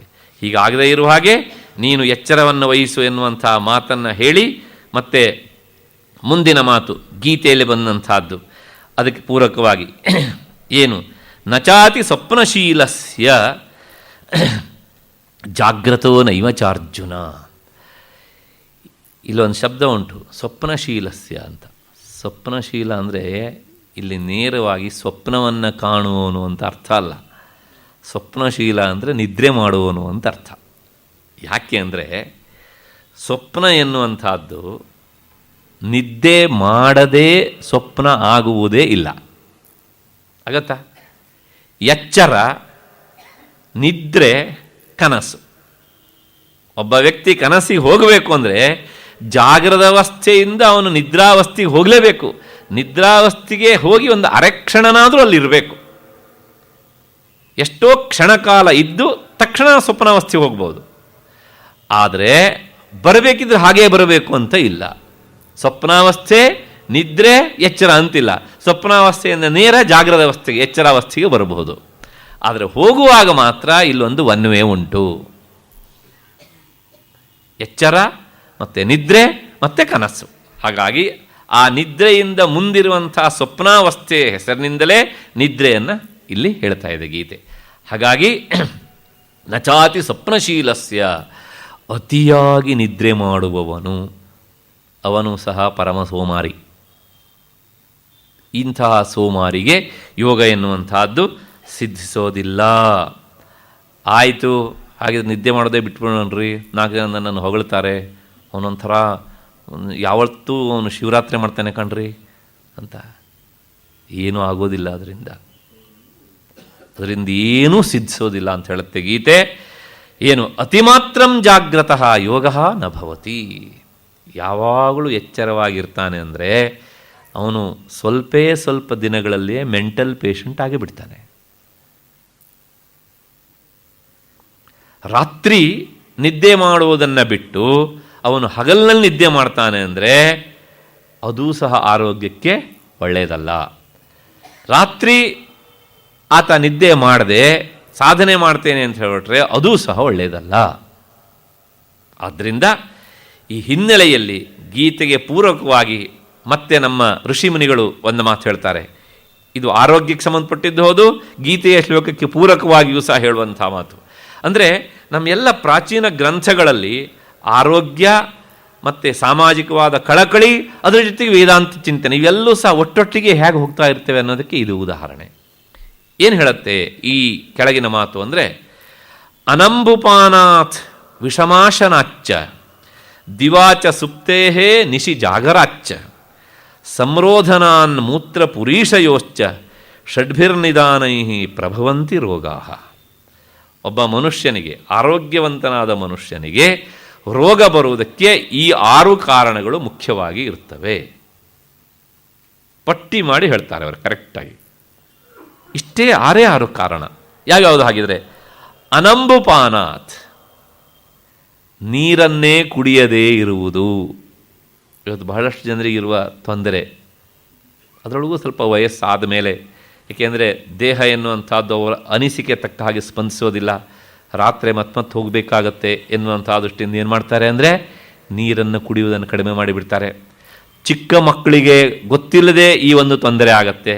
ಇನ್ನು ಮಧ್ಯ ವಯಸ್ಸಿನವರು ಅಯ್ಯೋ ಆರೋಗ್ಯ ಗಟ್ಟಿ ಇದೆ, ಯಾಕೆ ಬೇಕ್ರಿ, ಯಾಕೆ ಕುಡಿಬೇಕು ಅಂತ ಒಂದು ರೀತಿಯ ಅದನ್ನು ಲೆಕ್ಕಕ್ಕೆ ತೆಗೆದುಕೊಳ್ಳದೆ ಈ ರೀತಿ ವರ್ತಿಸ್ತಾರೆ. ಹಾಗಾಗಿ ಈ ಆಹಾರದಲ್ಲಿ ಒಟ್ಟು ಒಂದಂಶ ನೀರಿನ ಪಾಲು ಅನ್ನೋದನ್ನು ಮರೆತು ಬಿಡ್ತಾರೆ. ಹಾಗಾಗಿ ಏನಾಯ್ತು? ಅನಂಬುಪಾನಾತ್, ಇದು ಮೊದಲನೇ ಕಾರಣ. ಅಂದರೆ ನಮ್ಮ ದೇಹಕ್ಕೆ ಎಷ್ಟು ನೀರು ಬೇಕೋ ಅಷ್ಟು ನೀರನ್ನು ಕುಡಿಯದೇ ಇದ್ದದ್ರಿಂದ ಕಾಯಿಲೆ ಬರ್ತದೆ, ಒಂದು. ಎರಡನೇದು ವಿಷಮಾಶನಾಚ್ಚ, ಅಂದರೆ ಅವೇಳೆಯಲ್ಲಿ ತಿನ್ನುವುದು. ಅವೇಳೆಯಲ್ಲಿ ತಿನ್ನುವುದು ಅಂದರೆ ಬೆಳಗ್ಗಿನ ಟಿಫಿನ್ನನ್ನು 11 ಗಂಟೆಗೆ ಮಾಡೋದು, ಮಧ್ಯಾಹ್ನದ ಊಟವನ್ನು 3:30-4 ಗಂಟೆಗೆ ಮಾಡೋದು, ಅದಾದಮೇಲೆ ಸಂಜೆ ಮತ್ತು ಪುನಃ 6 ಗಂಟೆಗೆ ಸರಿಯಾಗಿ ಟಿಫಿನ್ ಮಾಡೋದು, ರಾತ್ರಿ 11 ಗಂಟೆಗೆ ಊಟ ಮಾಡೋದು, ಹಾಗೆ ಮನಗೋದೇ ಕೆಲಸ. ಈ ನಿಯಮ ಇದೆ ಅಂತಾದರೆ ಅವನು ತನ್ನ ಕೈಯಾರೆ ಅನಾರೋಗ್ಯವನ್ನು ಸ್ವಾಗತಿಸ್ತಾ ಇದ್ದಾನೆ ಅಂತ ಅರ್ಥ. ಯಾಕೆ ಅಂದರೆ ನಮ್ಮ ಆಯುರ್ವಿಜ್ಞಾನ ಹೇಳುವ ಹಾಗೆ ಒಂದು ಸಲ ನೀನು ಆಹಾರವನ್ನು ಸ್ವೀಕರಿಸಿದರೆ ಕೊನೆಯ ಪಕ್ಷ 5.5 ಗಂಟೆ 6 ಗಂಟೆಗಳ ಕಾಲ ಖಾಲಿ ಇರಬೇಕು. ಇದು ಆರೋಗ್ಯವಂತನಾದವನಿಗೆ, ವಯಸ್ಸಾದವರಿಗಲ್ಲ, ರೋಗಿಗಳಿಗಲ್ಲ. ದಯವಿಟ್ಟು ಡಯಾಬಿಟಿಸ್ ಪೇಷಂಟ್ ಯಾರು ಇದ್ದರೆ ಈ ಮಾತನ್ನು ಅನ್ವಯಿಸ್ಕೊಳ್ಳಿಕ್ಕೆ ಹೋಗಬೇಡಿ. ಹಾಗಾಗಿ ಆರೋಗ್ಯವಂತನಾದವನಿಗೆ ರೋಗ ಬರದೇ ಇರುವ ಹಾಗೆ ತಡೆಯುವ ಸಿದ್ಧತೆಯಾಗಿ ಈ ಮಾತನ್ನು ಹೇಳಿದ್ದು, ಬಂದ ಮೇಲಲ್ಲ. ಮತ್ತು 3ನೆಯ ಮಾತು ವಿಷಮಾಶನ, ಅಂದರೆ ಅವೇಳೆಯಲ್ಲಿ ಅಕಾಲದಲ್ಲಿ ಎರ್ರ ತಿನ್ನುವುದು, ಅದನ್ನು ಬಿಡಬೇಕು, 2ನೇ ಅಂಶ. ಮತ್ತು 3ನೇ ಅಂಶ ದಿವಾಚ ಸುಪ್ತೇಹೇ, ಹಗಲಲ್ಲಿ ಅತಿಯಾಗಿ ನಿದ್ದೆ ಮಾಡುವುದು. ನಮ್ಮಲ್ಲಿ ಕೆಲವು ಜನರಿಗೆ ಒಂದು ಅಭ್ಯಾಸ ಇರ್ತದೆ, ಅವ್ರು ಹೇಳ್ತಾರೆ, ಬಾಯ್ಬಿಟ್ಟೆ ಹೇಳ್ತಾರೆ, ಭಾನುವಾರ ದಿವಸ ಕೊನೆ ಪಕ್ಷ ಒಂದು 5 ತಾಸು ಆದರೂ ನಿದ್ದೆ ಮಾಡದೇ ಇದ್ದರೆ ಆ ಭಾನುವಾರ ಕಳೆದ ಹಾಗೆ ಆಗೋದಿಲ್ಲ ಕಣ್ರಿ ಅಂತ. ಹಾಗಾಗಿ ಹಗಲಿನಲ್ಲಿ ಅತಿಯಾಗಿ ನಿದ್ದೆ ಮಾಡಬೇಡ. ಯಾಕೆ ಕೇಳಿದರೆ ರಾತ್ರಿ ನಿದ್ದೆ ಬರೋದಿಲ್ಲ. ರಾತ್ರಿ ನಿದ್ದೆ ಬರದೇ ಇದ್ದಾಗ ನೀನು ನಿನ್ನ ಮನೆಯಲ್ಲಿ ನೀನೇ ಒಂದು ರೀತಿಯ ಪಿಶಾಚಿ ಥರ ವರ್ತಿಸಬೇಕಾಗತ್ತೆ. ಇದೆಲ್ಲ ನಮ್ಮ ಋಷಿಮುನಿಗಳ ಮಾತು ಇದು. ಇವತ್ತು ನಾವು ಯಾರೋ ಡಾಕ್ಟ್ರ್ ಹೇಳಿದರೆ ಎಷ್ಟೆಲ್ಲ ಒಳ್ಳೊಳ್ಳೆ ಸೂಚನೆ ಕೊಟ್ಟು ಸಜೆಷನ್ ಕೊಟ್ಟರು ನಮ್ಗೆ ಗೊತ್ತಾ ಅಂತ ಹೇಳ್ತೀವಿ ನಾವು. ಯಾವುದು ಹೊಸ್ತಲ್ಲ, ಎಲ್ಲ ಹಳೇತೆ. ನಮ್ಮ ದೇಶೀಯ ವೈದ್ಯ ಪದ್ಧತಿ ವೇದಾಂತದ ಜೊತೆಗೆ ಈ ಮಾತನ್ನು ಹೇಳುತ್ತೆ. ಹಾಗಾಗಿ ದಿವಾಚ ಸುಪ್ತೇಹೇ ಮತ್ತು ನಿಶಿ ಜಾಗರಾಚ್ಚ, ಹಗಲು ನಿದ್ದೆ ಮಾಡುವುದು ಮತ್ತು ರಾತ್ರಿ ಎಚ್ಚರವಾಗಿರುವುದು, ಅಂದರೆ ಅದು ರೋಗಕ್ಕೆ ಆಹ್ವಾನ ಕೊಡುವುದು ಅಂತ 4 ಕಾರಣ ಆಯಿತು. ಮತ್ತು 5ನೇ ಕಾರಣ, 6ನೇ ಕಾರಣ ಏನು ಅಂದರೆ ಸಂರೋಧನಾಥ್ ಮೂತ್ರ ಪುರೀಷ ಯೋಶ್ಚ, ಮೂತ್ರವನ್ನು ತಡೆ ಹಿಡಿಯುವುದು, ಪುರೀಷ ಅಂದರೆ ಮಲವನ್ನು ತಡೆ ಹಿಡಿಯುವುದು. ಇದು 2, ಅಲ್ಲಿ ಎಷ್ಟಾಯಿತು? ಒಟ್ಟು 6 ಆಯಿತು. ಈ 6 ಯಾವನಾದರೂ ಮಾಡ್ತಾನೆ ಅಂತಾದರೆ ಅವನು ರೋಗ ಎನ್ನುವಂತಹ ಅತಿಥಿಗೆ ಮನೆಗೆ ಬರೋದಕ್ಕೆ ಆಹ್ವಾನ ಕೊಡ್ತಾನೆ ಅಂತ ಅರ್ಥ. ಇದು ಇಲ್ಲದೇನೂ ಬರ್ಬೋದು, ಆದರೆ ಇವಿಷ್ಟಿದ್ರೆ ಬಂದೇ ಬರ್ತದೆ ಅಂತ. ಇಷ್ಟು ಹಿನ್ನೆಲೆಯಲ್ಲಿ ಹಾಗಿದ್ದರೆ ಗೀತಾಚಾರ್ಯ ಹೇಳ್ತಾನೆ, ಯಾರಿಗೆ ಈ ರೀತಿಯಾದಂಥ ಈ ಎಲ್ಲ ದೌರ್ಬಲ್ಯಗಳಿರ್ತವೋ ಅವರಿಗೆ ಯೋಗ ಎನ್ನುವಂಥದ್ದು ಸಿದ್ಧಿಸೋದಿಲ್ಲ. ಈಗ ಅರ್ಜುನನಿಗೊಂದು ಪ್ರಶ್ನೆ ಬಂದಿರಬೇಕು, ಕೃಷ್ಣ ಇಲ್ಲೆಲ್ಲ ನೀನು ನೆಗೆಟಿವ್ ಆಗೇ ಹೇಳಿದೆ, ಇವನಿಗೆ ಸಿದ್ಧಿಸೋದಿಲ್ಲ, ಇವನಿಗೆ ಸಿದ್ಧಿಸೋದಿಲ್ಲ, ಇವನಿಗೆ ಸಿದ್ಧಿಸೋದಿಲ್ಲ, ಇವನಿಗೆ ಸಿದ್ಧಿಸೋದಿಲ್ಲ ಅಂತ. ಹಾಗಿದ್ರೆ ಸಿದ್ಧಿಸೋದು ಯಾರಿಗೆ ಕೃಷ್ಣ? ಅದಕ್ಕೆ ಗೀತಾಚಾರ್ಯ ಹೇಳ್ತೇನೆ ಕೇಳಪ್ಪ. ಯುಕ್ತಾಹಾರ ವಿಹಾರಸ್ಯ ಯುಕ್ತ ಚೇಷ್ಟಸ್ಯ ಕರ್ಮಸು ಯುಕ್ತ ಸ್ವಪ್ನಾವಬೋಧಸ್ಯ ಯೋಗೋ ಭವತಿ ದುಃಖ. ದುಃಖ ಅಂತ ವಿಸರ್ಗ ಅಲ್ಲ, ಹಕಾರ ಇರಬೇಕು ಅಲ್ಲಿ. ದುಃಖ ಅಂತ ಅಂದರೆ ದುಃಖವನ್ನು ಅದು ನಿವಾರಣೆ ಮಾಡ್ತದೆ ಅಂತ. ಯಾವುದು ಶ್ಲೋಕದ ಅರ್ಥ ನೋಡೋಣ. ಹಿತಮಿತವಾಗಿ ಆಹಾರವನ್ನು ಸೇವಿಸತಕ್ಕವನು, ಮತ್ತು ಅಷ್ಟೇ ಸರಿಯಾಗಿ ತನ್ನ ಕರ್ಮಗಳನ್ನು ಚುರುಕಾಗಿ ಚಟುವಟಿಕೆಯಿಂದ ಕೂಡಿ ಮಾಡುವವನು. ಅಂದರೆ ದೇಹದ ಕ್ರಿಯೆಯೂ ಸಹ ಅಷ್ಟೇ ಸರಿಯಾಗಿರಬೇಕು. ಮತ್ತೆ ಆಗಿರಬೇಕು ಹೇಳಿದರೆ ಯುಕ್ತ ಸ್ವಪ್ನಾವಬೋಧಸ್ಯ, ಸರಿಯಾಗಿ ನಿದ್ದೆನೂ ಮಾಡಬೇಕು. ಅವಬೋಧ ಅಂದರೆ ಎಚ್ಚರ, ಸರಿಯಾಗಿ ಎಚ್ಚರವೂ ಆಗಿರಬೇಕು. ಅಂದರೆ ಆ ನಿದ್ರೆ ಮತ್ತು ಎಚ್ಚರ ಇದೆರಡೂ ಸಹ ಸಮಾನವಾಗಿ ಇರಬೇಕು. ಇಂಥವನಿಗೆ ಯೋಗೋ ಭವತಿ ದುಃಖ, ಇವನು ಅನುಷ್ಠಾನಕ್ಕೆ ತಂದುಕೊಂಡಂತಹ ಯೋಗ ಸಾಧನೆ ಅವನ ದುಃಖವನ್ನು ನಿವಾರಣೆ ಮಾಡ್ತದೆ ಅಂತ. ಈ ಶ್ಲೋಕದ ವಿವರಣೆ ನೋಡೋಕ್ಕಿಂತ ಮೊದಲು ಒಂದು ಮಾತು ನೋಡಬೇಕು ಇಲ್ಲಿ. ಏನು ಅಂದರೆ, ನಮ್ಮಲ್ಲಿ ಬಹಳಷ್ಟು ಜನರಿಗೆ ಒಂದು ಗೊಂದಲ, ನಾವು ಎಷ್ಟು ತಾಸು ನಿದ್ದೆ ಮಾಡಬೇಕು ಅಂತ. ಎಷ್ಟು ತಾಸು ಎಚ್ಚರವಾಗಿರಬೇಕು ಅಂತಲ್ಲ, ಎಷ್ಟು ತಾಸು ನಿದ್ದೆ ಮಾಡಬೇಕು, ಅದಕ್ಕೆ ಉತ್ತರ ಸಿಕ್ಕಿದೆ, ಅದಕ್ಕೆ ಉತ್ತರ ಸಿಗ್ತದೆ. ಕೆಲವು ಜನ ಅವರದ್ದೇ ಒಂದು ಸ್ವಯಂ ವಿವರಣೆ, 8 ತಾಸು ನಿದ್ದೆ ಮಾಡಬೇಕು, 9 ತಾಸು ನಿದ್ದೆ ಮಾಡಬೇಕು ಹೀಗೆ ಅಂತ. ಆದರೆ ವೈದ್ಯಕೀಯ ಕ್ಷೇತ್ರ ಏನು ಹೇಳುತ್ತೋ ಗೊತ್ತಿಲ್ಲ. ನಮ್ಮ ದೇಶೀಯ ವೈದ್ಯ ಪದ್ಧತಿ ಮತ್ತು ವೇದಾಂತ ಹೇಳುವುದೇನು ಅಂದರೆ, ಒಬ್ಬ ಆರೋಗ್ಯವಂತನಾದ ಮನುಷ್ಯನಿಗೆ 6 ತಾಸು ನಿದ್ರೆ ಸಾಕು. ಹಾಗಾಗಿ 6 ತಾಸು ನಿದ್ದೆ ಮಾಡಿದ ಅಂತಾದರೆ ಅವನು ಇನ್ನುಳಿದ ಎಲ್ಲ ಸಮಯದಲ್ಲೂ ಸಹ ತನ್ನ ಚಟುವಟಿಕೆಯನ್ನು ಸರಿಯಾಗಿ ಮಾಡಬಲ್ಲ. ಆ ಹಿನ್ನೆಲೆಯಲ್ಲಿ ನಮ್ಮ ನಿದ್ರೆ ಹೇಗಿರಬೇಕು ಕೇಳಿದರೆ, ಅದು ಯುಕ್ತ ಸ್ವಪ್ನಾವಬೋಧಸ್ಯ, ಅಂದರೆ ಇನ್ನು 18 ತಾಸು ಅವನಿಗೆ ಕೆಲಸ ಮಾಡುವಂತಹ ಒಂದು ಸಾಮರ್ಥ್ಯ ಇರ್ತದೆ, 6 ತಾಸು ಸರಿಯಾಗಿ ನಿದ್ದೆ ಮಾಡಿದರೆ. ಆದರೆ ಏನಾಗುತ್ತೆ ಕೇಳಿದರೆ, ನಾವು ಇದನ್ನು ನಾವೇ ಅಂದ್ಕೊಂಡಿದ್ದೇವೆ, ಇಲ್ಲ ನಂಗೆ ನಿದ್ದೆ ಕಡಿಮೆ ಆಯಿತು ಅಂತ. ಇಲ್ಲ, ಯಾಕೆಂದರೆ ನಮ್ಮಲ್ಲಿ ಸಮಯ ಪಾಲನೆ ವ್ಯತ್ಯಾಸ ಆದಾಗ ಈ ಭಾವನೆ ಸಹಜ ಬರ್ತದೆ. ರಾತ್ರಿ ಸರಿಯಾಗಿ 10 ಮನಗು, ಇದೆಲ್ಲ ಆಯುರ್ವೇದ ಹೇಳುವಂಥದ್ದು. ಬೆಳಗ್ಗೆ ಸೂರ್ಯೋದಯಕ್ಕಿಂತ ಮುನ್ನ ಕೊನೆಯ ಪಕ್ಷ ಎಷ್ಟು ತಾಸು ಮುಂಚೆ ಹೇಳಬೇಕು? 1 ಗಂಟೆಗಳ ಕಾಲ ಮುಂಚೆ ಹೇಳು. ಆದರೆ ನಮಗೆ ಇದು ಎರಡೂ ಆಗೋದಿಲ್ಲ. ಯಾಕೆಂದರೆ 10 ನಾವು ಮನಗಬೇಕು ಅಂದರೂ ಸಹ ಟಿ ವಿ ಸ್ಟೇಷನ್ ಆಫ್ ಆಗಿರೋದಿಲ್ಲ. ಅದು ಹೇಗೆ ಬಿಡೋಕ್ಕಾಗುತ್ತೆ? ಇನ್ನು ಬೆಳಗ್ಗೆ ಹೇಳೋದು ಅದು ಆಗೋದಿಲ್ಲ. ಸೂರ್ಯ ಅವನು ಎಚ್ಚರ ಆಗಿ ನಮ್ಮ ಮನೆಗೆ ಬಂದು ಕಿಟಕಿಯ ಮೂಲಕ ನಮ್ಮ ಹಾಸಿಗೆ ಮೇಲೆ ಬಂದು ಆಮೇಲೆ ಕಣ್ಣು ಮೇಲೂ ಬಂದು ಕುಳಿತು ನಾನು ಬಂದಿದ್ದೇನೆ ಕಣ್ಣು ಬಿಡಪ್ಪ ಅಂತ ಹೇಳಿ ಆದ ಮೇಲೆ ಆಗ ನಾವು ಕಣ್ಣು ಬಿಡ್ತೇವೆ. ಅಲ್ಲ, ಯಾಕೆ ಅಂದರೆ ಅಧ್ಯಾತ್ಮ ಸಾಧನೆಯನ್ನು ಮಾಡುವವನು ಬೆಳಗಿನ ಜಾವ 4 ಗಂಟೆಯಿಂದ ಇರುವಂಥ ಕಾಲ ಉಂಟಲ್ಲ, ಬ್ರಾಹ್ಮೀ ಮುಹೂರ್ತ ಅಂತ, ಅದು ಅತ್ಯಂತ ಪ್ರಶಸ್ತವಾದದ್ದು. ಆ ಸಂದರ್ಭದಲ್ಲಿ ನೀನು ಸಾಧನೆಗೆ ತೊಡಗಿದೆ ಅಂತಾದರೆ ನಿನ್ನ ಸಾಧನೆ ಬಹಳ ಬೇಗ ಮುಂದಕ್ಕೆ ಹೋಗುತ್ತೆ.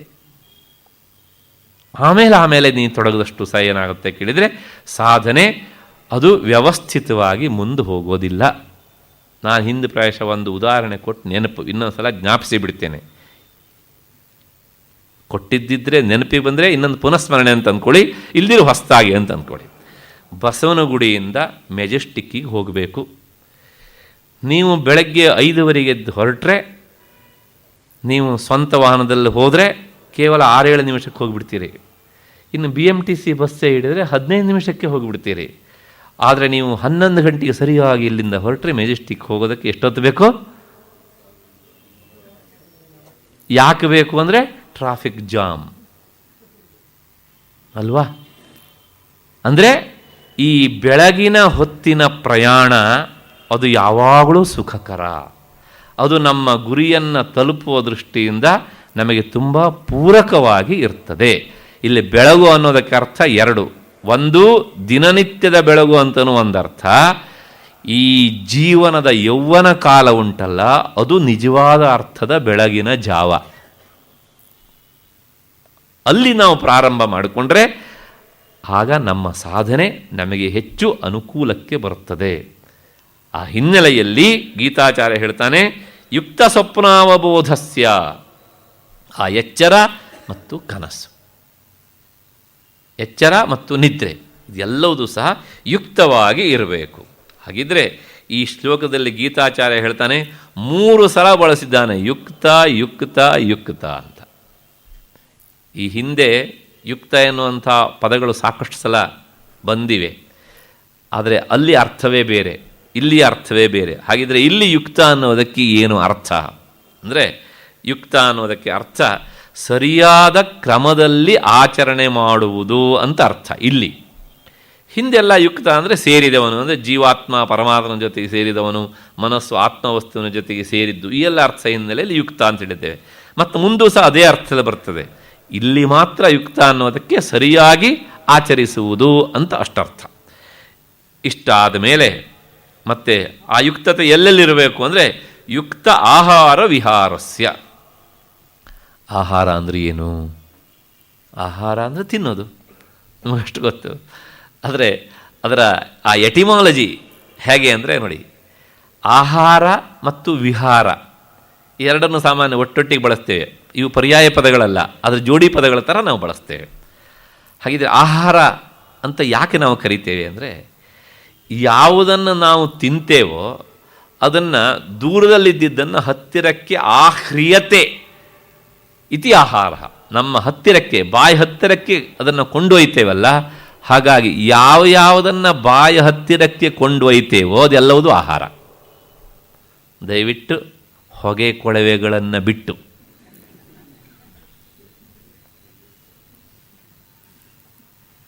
ಅಲ್ಲ, ಅವರಿಗೆ ಅದು ಆಹಾರಕ್ಕಿಂತ ಹೆಚ್ಚು ಪ್ರಿಯ ಆಗಿರ್ಬೋದು, ಯಾರಿಗೆ ಗೊತ್ತು ಅಂತ. ಬಾಣಭಟ್ಟನ ಕಾದಂಬರಿ ಗ್ರಂಥವನ್ನು ಓದಿದ ಒಬ್ಬ ಕವಿ ಒಂದು ಮಾತು ಹೇಳ್ತಾನೆ. ಏನು ಅಂದರೆ, ಕಾದಂಬರಿ ರಸಜ್ಞಾನಂ ಆಹಾರೋಪಿ ನರೋಚತೆ ಅಂತ. ಮಧ್ಯದಲ್ಲಿ 1 ನಿಮಿಷ ನಾನು ವಿಷಯ ಬಿಟ್ಟು ಈಚೆ ಬರ್ತಿದ್ದೇನೆ. ಅಂದರೆ ಇದು ಶ್ಲೇಷ, ದ್ವಂದ್ವಾರ್ಥವನ್ನು ಕೊಡುವಂತಹ ಶಬ್ದ. ಕಾದಂಬರಿಯನ್ನು ಯಾವಾತ ಓದ್ತಾನೋ ಆ ಓದ್ತಾ ಇರುವಷ್ಟು ಹೊತ್ತು ಅವನಿಗೆ ಆಹಾರದ ಬಗ್ಗೆ ಎಚ್ಚರವೇ ಇರುವುದಿಲ್ಲ ಅಂತ. ಅಂದರೆ ಅವನನ್ನು ಮೈಮರೆಸಿ ಬಿಡುತ್ತೆ ಅದು ಅಂತ. ಸತ್ಯವಾದ ಮಾತು ಅದು. ಅಂಥ ಅದ್ಭುತವಾದ ಗ್ರಂಥ ಅದು ಬಾಣಭಟ್ಟನ ಮಹಾಶ್ವೇತ ವೃತ್ತಾಂತ.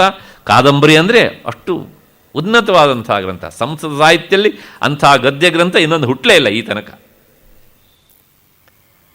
ಅದು ಒಂಥರ ಕಥೆಯೊಳಗೆ ಕಥೆ, ಕಥೆಯೊಳಗೆ ಕಥೆ. ಒಳಗೆ ಹೋಗ್ತಾ ಹೋಗ್ತಾ ಹೋಗ್ತಾ ಇದ್ದರೆ ನಮಗೆ ನಾವು ಎಲ್ಲಿ ಬಂದ್ವಿ ಅಂತ ಗೊತ್ತಾಗೋದಿಲ್ಲ. ಹಾಗಿದೆ, ಅಷ್ಟು ಸುಂದರವಾದಂಥ ಒಂದು ಗದ್ಯ ಗ್ರಂಥ. ಮತ್ತು ಆ ಪದಪುಂಜಗಳು, ಅವನ ವರ್ಣನಾ ಶೈಲಿ, ಒಂದೊಂದು ವಾಕ್ಯ ಅಂದರೆ ಏನು, ಓಹೋ, ನಿಮಗೆ ಹೇಳಿರೋ ಆಶ್ಚರ್ಯ ಆಗ್ಬೋದು. 4-5 ಪೇಜಿಗೆ ಒಂದು ವಾಕ್ಯ ಮುಗೀತದೆ. ಒಂದು ವಾಕ್ಯ ಮುಗಿಯೋದು 4-5 ಪೇಜಿಗೆ. ಅಂತಹ ಎತ್ತರದ ಗ್ರಂಥ. ಇಂಥ ಗ್ರಂಥವನ್ನು ಓದ್ತಾ ಇದ್ದರೆ ಯಾರಿಗೆ ತಾನೇ ಮೈ ಮರೆಯೋದಿಲ್ಲ. ಹಾಗಾಗಿ ಕಾದಂಬರಿ ರಸಜ್ಞಾನಂ ಆಹಾರೋಪಿ ನರೋಚತೆ. ಆದರೆ ಈ ಕಾದಂಬರಿ ಅನ್ನೋದಕ್ಕೆ ಇನ್ನೊಂದು ಅರ್ಥ ಉಂಟು. ಇದು ನೀಚಾರ್ಥ. ಕಾದಂಬರಿ ಅಂದರೆ ಸುರ, ವೈನ್ ಅಂತ ಅರ್ಥ. ಅವನಿಗೆ ಅಂದರೆ ಏನನ್ನು ಕುಡಿದ್ರೆ ನಾನು ಏನು ಕುಡಿದೇನೆ ಅಂತ ಗೊತ್ತಾಗೋದಿಲ್ವೋ ಅವನಿಗೆ ಆಹಾರೋಪಿ ನರೋಚತೆ. ಅವನಿಗೆ ಆಹಾರ ಇಷ್ಟ ಆಗೋದಿಲ್ಲ, ಯಾಕೆಂದರೆ ಅವನಿಗೆ ಅದೇ ಆಹಾರ. ಹಾಗೆಯೇ ಈ ಹೊಗೆ ಕೊಳವೆ ಅವರಿಗೂ ಸಹ ಅದೇ ಆಹಾರ. ಆದರೆ ಏನೂ ಆಶ್ಚರ್ಯ ಇಲ್ಲ. ಹಾಗೆ ಅದು ಸಹ ಆಹ್ರಿಯತೆ, ಬಾಯಿ ಹತ್ತತ್ರ ಅದು ತರಲ್ಪಡ್ತದೆ. ಹಾಗಾಗಿ ಅವರಿಗೆ ಆಹಾರ ಆಗಿರಬಹುದು. ಆ ಹಿನ್ನೆಲೆಯಲ್ಲಿ ಆಹಾರ ಅನ್ನೋದಕ್ಕೆ ಒಟ್ಟು ಅದರ ವಿವರಣೆಯನ್ನು ಕೇಳಿದರೆ ಯಾವುದನ್ನು ನಾವು ಬಾಯಿ ಸಮೀಪಕ್ಕೆ ಕೊಂಡೊಯ್ತೇವೋ ಅದು ಆಹಾರ. ಮತ್ತು ವಿಹಾರ. ವಿಹಾರ ಅಂದರೆ ಏನು ಅಂದರೆ ಪಾದಕ್ರಮ. ವಿಹರಣ ಅಂದರೆ ಸಂಚಾರ ಅಂತ ಅರ್ಥ. ನೋಡಿ, ಸ್ವಾರಸ್ಯ ಅಂದರೆ ಆಹಾರ, ವಿಹಾರ ಎರಡೂ ಸಹ ಒಂದೇ ಧಾತು, ಅದರ ಅರ್ಥ ತೀರಾ ಭಿನ್ನ. ಆಹಾರ ಹತ್ತಿರ ತರುವುದು, ವಿಹಾರ ಅಂದರೆ ಪಾದಕ್ರಮ, ಮುಂದಕ್ಕೆ ಹೋಗುವುದು ಅಂತ ಅರ್ಥ, ದೂರ ಸಂಚರಿಸುವುದು ಅಂತ ಅರ್ಥ, ನಡೆದಾಡುವುದು ಅಂತ ಅರ್ಥ, ಹೆಜ್ಜೆ ಇಟ್ಟು ಸಂಚರಿಸುವುದು ಅಂತ ಅರ್ಥ. ಆ ಭಾಷೆಯ ಒಂದು ವಿಶೇಷತೆ, ಒಂದೇ ಧಾತು, ಅದಕ್ಕೆ ಬೇರೆ ಬೇರೆ ಉಪಸರ್ಗಗಳನ್ನು ಸೇರಿಸಿದಾಗ ಅದು ಬೇರೆ ಬೇರೆ ಬೇರೆ ಬೇರೆ ಅರ್ಥಗಳನ್ನು ಕೊಡುತ್ತೆ. ಉಪಸರ್ಗೇಣ ಧಾತ್ವರ್ಥ ಬಲಾದನ್ಯತ್ರ ನೀಯತೆ ಪ್ರಹಾರ ಆಹಾರ ವಿಹಾರ ಪರಿಹಾರ ಸಂಹಾರವತ್. ಎಷ್ಟು ಸುಂದರವಾದಂತಹ ಶಬ್ದ ನೋಡಿ. ಹೃಣ್ಯಹರಣೆ ಅಂತ ಒಂದು ಧಾತು, ಅದಕ್ಕೆ ಯಾವುದೇ ಉಪಸರ್ಗ ನೀವು ಹೇಳದೇ ಇದ್ದರೆ ಹರತಿ ಅಂತ ಆಗತ್ತೆ. ಹರತಿ ಅಂದರೆ ಅರ್ಥ ಏನು ಕೇಳಿದ್ರೆ ಕದೀತಾನೆ ಅಂತ ಅರ್ಥ. ಆದರೆ ಆ ಹರತಿ ಎನ್ನುವುದಕ್ಕೆ ಹಿಂದೆ ನೀವು ಎನ್ನುವಂಥ ಒಂದು ಪ್ರಿಪೋಸಿಷನ್ ಉಪಸರ್ಗವನ್ನು ಸೇರಿಸಿದರೆ ಪ್ರಹರತಿ ಅಂದರೆ ಹೊಡಿತಾನೆ ಅಂತ ಅರ್ಥ ಬಂದುಬಿಡುತ್ತೆ. ಅದು ಕ್ರಿಯಾಪದ. ಅದನ್ನು ನೌನಾಗಿ ಮಾಡಬೇಕು ಅಂದರೆ ಪ್ರಹಾರ, ಹೊಡೆಯೋದು ಅಂತ ಅರ್ಥ. ಧರ್ಮದೇಟು ಅಂತ ಹೇಳ್ತೇವಲ್ಲ ಅದು. ಮತ್ತೆ ಆ ಹರತಿ ಎನ್ನುವುದಕ್ಕೆ ನೀವು ಹಿಂದ್ಗಡೆಗೆ ಆ ಎನ್ನುವಂಥ ಪ್ರಿಪೋಸಿಷನ್ ಸೇರಿಸ್ಬಿಟ್ರೆ ಆಹರತಿ ಅಂದರೆ ಅಲ್ಲಿಂದ ಇಲ್ಲಿಗೆ ತರ್ತಾನೆ ಅಂತ ಅರ್ಥ. ಆಹಾರತಿ ಅಂದರೆ ಬ್ರಿಂಗ್ಸ್. ಆಹಾರ ಅದೇನೆ, ತಟ್ಟೆಯಲ್ಲಿ ಇತ್ತಲ್ಲ ಅಲ್ಲಿದ್ದನ್ನು ಬಾಯಿ ಹತ್ರ ತಂದ, ಹಾಗಾಗಿ ಆಹಾರ ಅದು. ಪ್ರಹಾರ ಆಹಾರ ಆಯಿತು. ಮತ್ತು ಆ ಪರಿ ಎನ್ನುವಂಥ ಉಪಸರ್ಗವನ್ನು ಸೇರಿಸಿದರೆ ಪರಿಹರತಿ, ವಾಸಿ ಮಾಡ್ತಾನೆ, ಗುಣ ಮಾಡ್ತಾನೆ, ಗುಣಪಡಿಸ್ತಾನೆ ಅಂತ ಅರ್ಥ. ಡಾಕ್ಟ್ರ್ ಹತ್ರ ಹೋದೆ, ಔಷಧ ತಗೊಂಡೆ, ಕಾಯಿಲೆ ಪರಿಹಾರ ಆಯ್ತು ರೀ. ಆ ಪರಿ ಎನ್ನುವಂಥ ಪ್ರಿಪೋಸಿಷನ್ಸಿಂದ ಏನಾಯಿತು, ಒಂದೇ ಧಾತು ಆ ಅರ್ಥವನ್ನು ಕೊಡ್ತದೆ. ಪರಿಹಾರ, ಪ್ರಹಾರ, ಆಹಾರ, ಪರಿಹಾರ. ಮತ್ತು ಅದಕ್ಕೊಂದು ಸಮ್ ಎನ್ನುವಂಥ ಉಪಸರ್ಗ, ಇಂಗ್ಲೀಷ್ನ ಸಮ್ ಅಲ್ಲ, ಸಂಸ್ಕೃತದಲ್ಲೇ ಸಮ್ ಅಂತ ಒಂದು ಪ್ರಿಪೋಸಿಷನ್ ಉಂಟು. ಅದನ್ನು ಸೇರಿಸಿದರೆ ಸಂಹರತಿ. ರಾಮ ರಾವಣಂ ಸಂಹರತಿ. ಸಂಹಾರ ಅಂದರೆ ಸಾಯಿಸೋದು, ಹಿ ಕಿಲ್ಸ್ ಅಂತ ನೋಡಿ. ಮತ್ತು ಇನ್ನೊಂದು ಕೊನೆಯದು ವಿಹರತಿ, ವಿಹಾರ. ವಿಹಾರ ಅಂದರೆ ಸ್ಪೋರ್ಟ್ಸ್ ಅಂತ. ಒಂದೇ ಧಾತು ಉಪಸರ್ಗಗಳಿಂದಾಗಿ ಹೀಗೆ ಬೇರೆ ಬೇರೆ ಅರ್ಥಗಳನ್ನು ಕೊಡ್ತದೆ. ಗೀತಾಚಾರ್ಯ ಈ ಒಂದು ಧಾತುವನ್ನು ಇಟ್ಕೊಂಡು ಉಪಸರ್ಗ ಭೇದದಿಂದ ಎರಡು ಅರ್ಥವನ್ನು ಇಲ್ಲಿ ನಮಗೆ ಹೊರಹೊಮ್ಮಿಸಿ ತೋರಿಸ್ತಾನೆ. ಆಹಾರ ಮತ್ತು ವಿಹಾರ. ಅಷ್ಟು ಹಿನ್ನೆಲೆಯಲ್ಲಿ ಮತ್ತೆ ಮುಂದಿನ ಮಾತು ಅವಬೋಧ. ಅವಬೋಧ ಅಂದರೆ ಎಚ್ಚರ. ಅಂದರೆ ಆಹಾರ, ವಿಹಾರ ಮತ್ತು ನಮ್ಮ ದಿನನಿತ್ಯದ ಚಟುವಟಿಕೆ ಮತ್ತು ನಿದ್ರೆ ಮತ್ತು ಎಚ್ಚರ ಇವಿಷ್ಟೂ ಸಹ ವ್ಯವಸ್ಥಿತವಾಗಿ ಇದ್ದರೆ, ಅಂದರೆ ಅಚ್ಚುಕಟ್ಟಾಗಿ ಯಾವ್ಯಾವ ಕಾಲದಲ್ಲಿ ಯಾವ್ಯಾವುದನ್ನು ಮಾಡಬೇಕೋ ಅದೇ ಕಾಲದಲ್ಲಿ ಮಾಡಿದರೆ ಆಗೇನಾಗುತ್ತೆ ಕೇಳಿದರೆ ಅಂಥವನು ಆಚರಣೆಯಲ್ಲಿ ಇಟ್ಟುಕೊಂಡಂತಹ ಯೋಗ ಸಾಧನೆ ದುಃಖ ಅವನ ದುಃಖವನ್ನು ಅದು ಸಂಪೂರ್ಣವಾಗಿ ನಾಶ ಮಾಡ್ತದೆ. ಇಂಥವನಿಗೆ ಯೋಗ ಸಿದ್ಧಿಸ್ತದೆ. ಅಲ್ಲಿಗೆ ಏನು ಹೇಳಿದಂಗಾಯಿತು ಅಂದರೆ ಹಿತಭುಕ್, ಮಿತಭುಕ್, ಋತುಭುಕ್, ಅರುಕ್ ಭವತಿ ಅಂತ. ಅಂದರೆ ಹಿತವಾದದ್ದನ್ನು ತಿನ್ನು. ಹಿತವಾದದ್ದು ಅಂಥೇಳಿ ಅಮಿತವಾಗಿ ತಿನ್ನಬೇಡ, ಮಿತವಾಗಿ ತಿನ್ನು. ಮಿತವಾಗಿ ತಿಂತಾ ಇದ್ದೇನೆ ಅಂಥೇಳಿ ಅಕಾಲದಲ್ಲಿ ಅಋತುವಿನಲ್ಲಿ ತಿನ್ನಬೇಡ, ಋತುವಿಗೆ ಸರಿಯಾಗಿ ಕಾಲಕ್ಕೆ ಸರಿಯಾಗಿ ತಿನ್ನು. ಅದರಿಂದ ಏನಾಗುತ್ತೆ ಅಂದರೆ ಅರುಕ್ ಭವತಿ, ಆರೋಗ್ಯವಂತನಾಗಿರ್ತಾನೆ. ಆರೋಗ್ಯವಂತನಾದವನಿಗೆ ಯೋಗ ಸಾಧನೆಗೆ ಅನುಕೂಲಕರವಾದ ವಾತಾವರಣ ಸಿಗ್ತದೆ. ಹಾಗಾಗಿ ಅಂಥವನು ಸಾಧನೆಗೆ ತೊಡಗಿದಾಗ ಅವನು ಯಾವುದನ್ನು ನಂಬಿಕೊಂಡಿದ್ದಾನೋ ಅಂತಹ ಯೋಗ ಅವನಿಗೆ ದುಃಖ ನಿವಾರಣೆಗಾಗಿ ಒದಗಿ ಬರ್ತದೆ. ಇದಿಷ್ಟು ಈ ಶ್ಲೋಕದ ಅರ್ಥದ ಹಿನ್ನೆಲೆಯಲ್ಲಿ. ಇದು ಮುಗಿಸೋಕ್ಕಿಂತ ಮೊದಲು ಇದಕ್ಕೊಂದು ಲೌಕಿಕ ದೃಷ್ಟಾಂತವನ್ನು ಕೊಟ್ಬಿಡ್ತೇನೆ. ಎಲ್ಲವೂ ಸರಿಯಾಗಿ ಇದ್ದಾಗ ನಮ್ಮ ಸಾಧನೆಗೆ ಒಂದು ಬೆಳಕು ಸಿಗ್ತದೆ ಎನ್ನುವಂತಹ ಹಿನ್ನೆಲೆಯಲ್ಲಿ ಗೀತಾಚಾರ್ಯ ಹೇಳಿದಂತಹ ಈ ಯುಕ್ತಾಹಾರ ವಿಹಾರಸ್ಯ ಯುಕ್ತಚೇಷ್ಟಸ್ಯ ಕರ್ಮಸು ಯುಕ್ತ ಸ್ವಪ್ನಾವಬೋಧಸ್ಯ ಯೋಗೋ ಭವತಿ ದುಃಖ ಅನ್ನೋದಕ್ಕೆ ಸಾಧಕನ ಆಹಾರದ ಸೇವನೆಯಲ್ಲಿ, ಎಚ್ಚರದಲ್ಲಿ, ಕನಸಿನಲ್ಲಿ, ಚಟುವಟಿಕೆಯಲ್ಲಿ ಎಲ್ಲದಕ್ಕೂ ಸಹ ಒಂದು ನಿಯಮ ಇರಬೇಕು. ಆ ನಿಯಮವನ್ನು ಅನುಸರಿಸಬೇಕು. ಹೇಗೆ ಅಂದರೆ ಒಂದು ಲೌಕಿಕ ದೃಷ್ಟಾಂತ. ಈಗ ಇಲ್ಲೊಂದು ದೀಪ ಇದೆ ಅಂತ ಅಂದ್ಕೊಳ್ಳಿ. ದೀಪ ಅಂದರೆ ಈ ದೀಪ ಅಲ್ಲ, ಎಣ್ಣೆಯ ದೀಪ. ಎಣ್ಣೆ ದೀಪ ಅಂದರೆ ದೀಪಕ್ಕೆ ಹಾಕುವ ಎಣ್ಣೆಯ ದೀಪ, ಇನ್ಯಾವುದೋ ಎಣ್ಣೆ ದೀಪ ಅಲ್ಲ. ಆ ಹಿನ್ನೆಲೆಯಲ್ಲಿ ಆ ದೀಪಕ್ಕೆ ನಾವು ಬತ್ತಿಯನ್ನು ಹಾಕ್ತೇವೆ ಮತ್ತು ಎಣ್ಣೆಯನ್ನು ಹಾಕ್ತೇವೆ ಅಲ್ವಾ, ಹಣತೆಯಲ್ಲಿ ಹಚ್ಚಿಟ್ಟಿದ್ದೇವೆ. ಈಗ ಪ್ರಶ್ನೆ ಇಷ್ಟೇ, ಆ ದೀಪ ಸರಿಯಾಗಿ ಉರಿಬೇಕು ಅಂದರೆ ಅದೆಲ್ಲವೂ ಸರಿಯಾಗಿರಬೇಕು.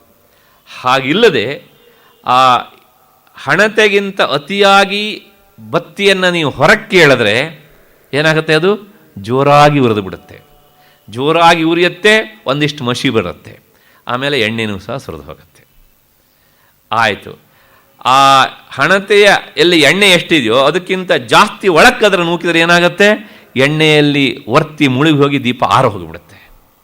ಆವಾಗಲೂ ಸಹ ಬೆಳಕು ಸಿಗೋದಿಲ್ಲ. ಮೊದಲು ಸಹ ಬೆಳಕು ಸಿಗದೆ ಮಸಿಯೇ ಹೆಚ್ಚಾಗಿ ಬಂದಿರುತ್ತೆ, ಎಣ್ಣೆಯೂ ಸಹ ಸೋರು ಹೋಗಿರ್ತದೆ. ಹಾಗಿದ್ರೆ ಈ ದೀಪ ಸರಿಯಾಗಿ ಕೆಲಸ ಮಾಡಬೇಕು ಅಂದರೆ ಹಣತೆಯಲ್ಲಿ ಎಣ್ಣೆ ಮತ್ತು ವರ್ತಿ ಮತ್ತು ಅದರ ಇರುವ ಪ್ರಮಾಣ ಈ ಮೂರೂ ಸರಿಯಾಗಿದ್ದಾಗ ಮಾತ್ರ ರಾತ್ರಿಯೆಲ್ಲ ಉರಿದಂತಹ ಈ ದೀಪ ಅದು ಸರಿಯಾಗಿ ಪ್ರಕಾಶವನ್ನು ಕೊಡುತ್ತದೆ. ಆದ್ದರಿಂದ ಈ ಸಾಧನೆ ಹೇಗಿರಬೇಕು ಹೇಳಿದರೆ ವರ್ತಿ ಅಂದರೆ ಬತ್ತಿ, ಎಣ್ಣೆ ಮತ್ತು ದೀಪ ಇದ್ದ ಹಾಗೆ ಇರಬೇಕು ಎನ್ನುವಂತಹ ಈ ಲೌಕಿಕ ದೃಷ್ಟಾಂತದ ಹಿನ್ನೆಲೆಯಲ್ಲಿ ಅತಿ ಸರ್ವತ್ರ ವರ್ಜಯೇತ್, ಯಾವುದನ್ನೂ ಅತಿಯಾಗಿ ಮಾಡಬೇಡ. ನಾನು ಮೊದಲನೇ ದಿವಸ ಪೀಠಿಕೆಯಲ್ಲೇ ಈ ಮಾತನ್ನು ಹೇಳಿದ್ದೆ.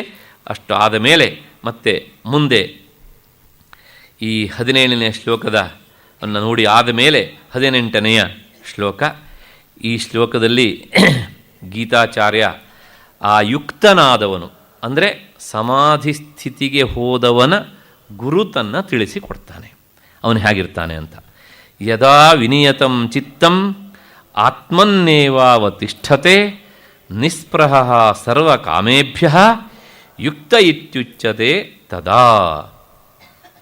ಯಾವಾಗ ನಿಯಂತ್ರಿತವಾದಂತಹ ಚಿತ್ತ ಆತ್ಮನಲ್ಲಿಯೇ ಅದು ಸ್ಥಿರವಾಗಿ ನಿಯಂತ್ರಣಗೊಳ್ಳುತ್ತದೆಯೋ ಅಂದರೆ ನಿಂತಿರುತ್ತದೆಯೋ ಆಗ ಸರ್ವ ಕಾಮನೆಗಳಲ್ಲಿಯೂ ನಿಸ್ಪೃಹನಾದಂತಹ ಸಾಧಕನು ಯುಕ್ತನು ಅಂತ ಕರೆಯಲ್ಪಡುತ್ತಾನೆ ಅಂತ.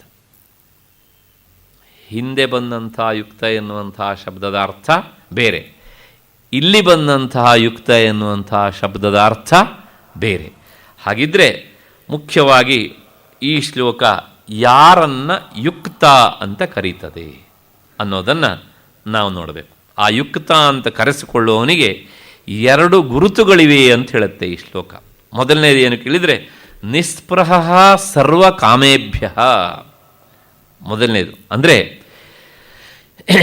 ಇಹಲೋಕದ ಮತ್ತು ಪರಲೋಕದ ಅಲ್ಲಿರುವಂಥ ಒಟ್ಟು ಎಷ್ಟೆಷ್ಟು ಕಾಮನೆಗಳಿದ್ದಾವಲ್ಲ, ಈ ಎಲ್ಲ ಕಾಮನೆಗಳನ್ನೂ ಸಹ ಯಾವಾತ ಸ್ವಲ್ಪವೂ ಬಯಸೋದಿಲ್ವೋ ಅವನನ್ನು ನಿಸ್ಪೃಹ ಅಂತ ಕರಿಬೇಕು.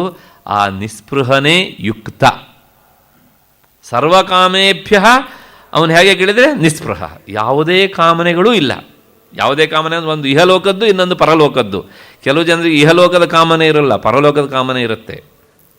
ಈಗ ಸ್ವರ್ಗ ಅನ್ನೋದು ಒಂದು ಇದೆಯಂತೆ, ಯಾಕೆ ನಾನು ಒಂದು ಸಲ ಟ್ರೈ ಮಾಡಬಾರ್ದು ಅನ್ನುವಂಥ ಭಾವನೆ ಬಂದುಬಿಡ್ತದೆ. ಅದೂ ಸಹ ಇರಕೂಡದು.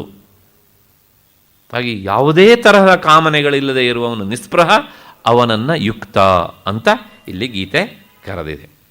ಅಷ್ಟಾದ ಮೇಲೆ ಮತ್ತೆ ಎರಡನೆಯದು ಏನು ಅಂದರೆ ವಿನಿಯತಂ ಚಿತ್ತಂ ಆತ್ಮನ್ನೇವಾವತಿಷ್ಠತೆ.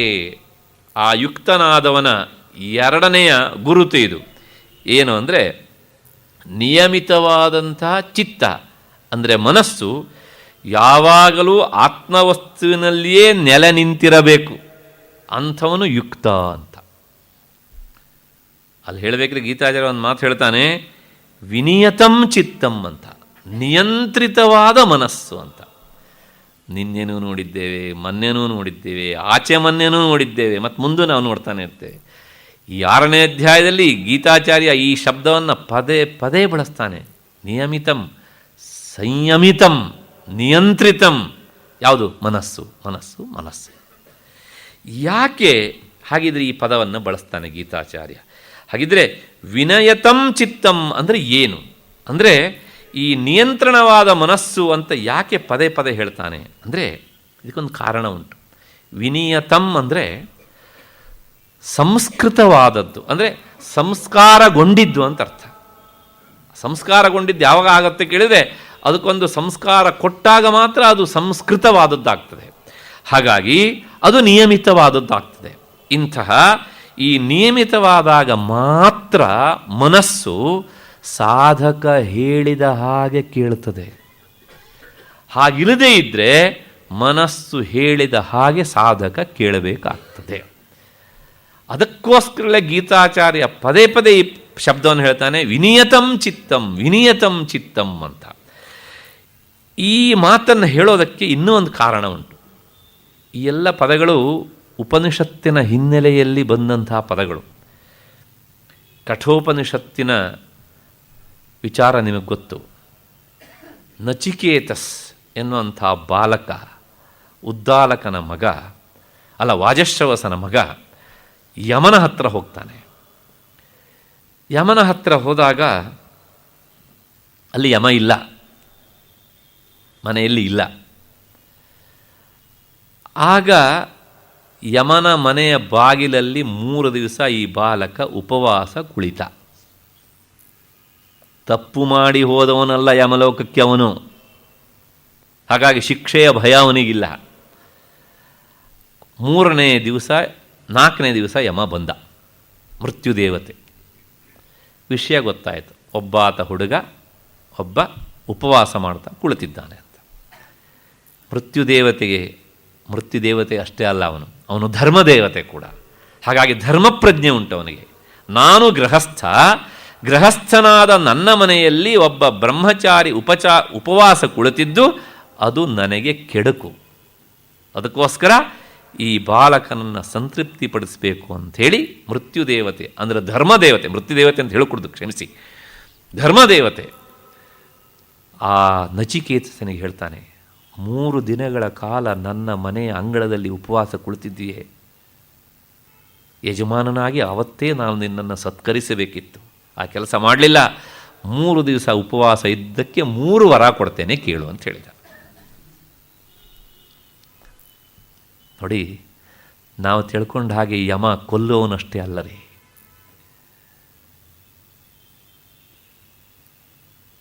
ನಚಿಕೇತ ಕೇಳಿದ, ನನ್ನಪ್ಪ ತುಂಬ ಕೋಪ ಮಾಡ್ಕೊಳ್ತಾನೆ, ಅವನು ಕೋಪ ಕಡಿಮೆ ಮಾಡಪ್ಪ ಅಂತ. ತಥಾಸ್ತು ಅಂತ ಹೇಳಿದ. ಆಮೇಲೆ ಆತ ಬೇರೆ ಒಂದು ವಿಷಯವನ್ನು ಕೇಳ್ತಾನೆ, ಅಗ್ನಿವಿದ್ಯೆಗೆ ಸಂಬಂಧಪಟ್ಟ ವಿಷಯವನ್ನು ಕೇಳ್ತಾನೆ, ಅದನ್ನು ಅನುಗ್ರಹಿಸ್ತಾನೆ. 3ನೇ ವರವಾಗಿ ನಚಿಕೇತ, ಇನ್ನೂ 10-12 ವರ್ಷದ ಹಸುಳೆ ಅವನು, ಯಮನ ಹತ್ರ ಕೇಳ್ತಾನೆ, ಧರ್ಮದೇವತೆ, ಬಹಳಷ್ಟು ಜನ ಹೇಳಿಕೊಳ್ಳುವುದನ್ನು ಕೇಳಿದ್ದೇನೆ, ಈ ದೇಹಾತಿರಿಕ್ತವಾದಂಥ ಆತ್ಮ ಅನ್ನೋದು ಒಂದು ಉಂಟಂತೆ.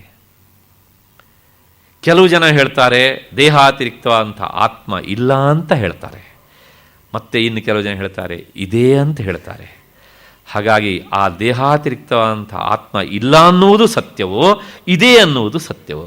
ಅಸ್ತೀತ್ಯೈಕೆ ನಾಯಮಸ್ತೀತಿ ಚೈಕೆ, ಅಸ್ತೀತಿ ಏಕೆ ನ ಅಯಂ ಅಸ್ತೀತಿ ಚೈಕೆ. ನನಗೆ ಉಪದೇಶ ಮಾಡು ಅಂದರೆ ನನಗೆ ಅಧ್ಯಾತ್ಮ ವಿದ್ಯೆಯನ್ನು ಉಪದೇಶ ಮಾಡು ಅಂತ ಧರ್ಮದೇವತೆ ಹತ್ರ ಕೇಳಿದ ನಚಿಕೇತ. ತುಂಬ ಪ್ರಲೋಭನೆ ಮಾಡ್ತಾನೆ, ನಿನಗೆ ಈ ವಯಸ್ಸಲ್ಲ, ಬೇಡ, ಇದು ಬೇರೆ ಕೇಳು ಅಂತೆಲ್ಲ ಹೇಳ್ತಾನೆ. ಭೂಮಿ ಕೇಳು, ಸೈಟ್ ಕೇಳು, ಮನೆ ಕೇಳು, ಏನೇನೆಲ್ಲ ಪ್ರಲೋಭನೆ ಮಾಡ್ತಾನೆ ಅವನಿಗೆ. ಆಗ ಒಂದೇ ಮಾತಲ್ಲಿ ಹೇಳ್ತಾನೆ ಅವನು, ಇದೆಲ್ಲವನ್ನು ನನಗೆ ನೀನೇ ಕೊಡಬೇಕಾದ್ದಿಲ್ಲ, ನಮ್ಮೂರಲ್ಲಿ ಸಿಗತ್ತೆ ಅಂತಾನೆ ಅವನು. ಹಾಗಿದ್ರೆ ನಾನು ಅಧ್ಯಾತ್ಮ ವಿಷಯವನ್ನೇ ನಿನ್ನ ಹತ್ರ ಯಾಕೆ ಕೇಳ್ತಿದ್ದೇನೆ ಅಂದರೆ, ಅದನ್ನು ಹೇಳುವವರು ಯಾರೂ ಇಲ್ಲ ನಿನ್ನನ್ನು ಬಿಟ್ಟರೆ, ಹಾಗಾಗಿ ನೀನೇ ಹೇಳಬೇಕು.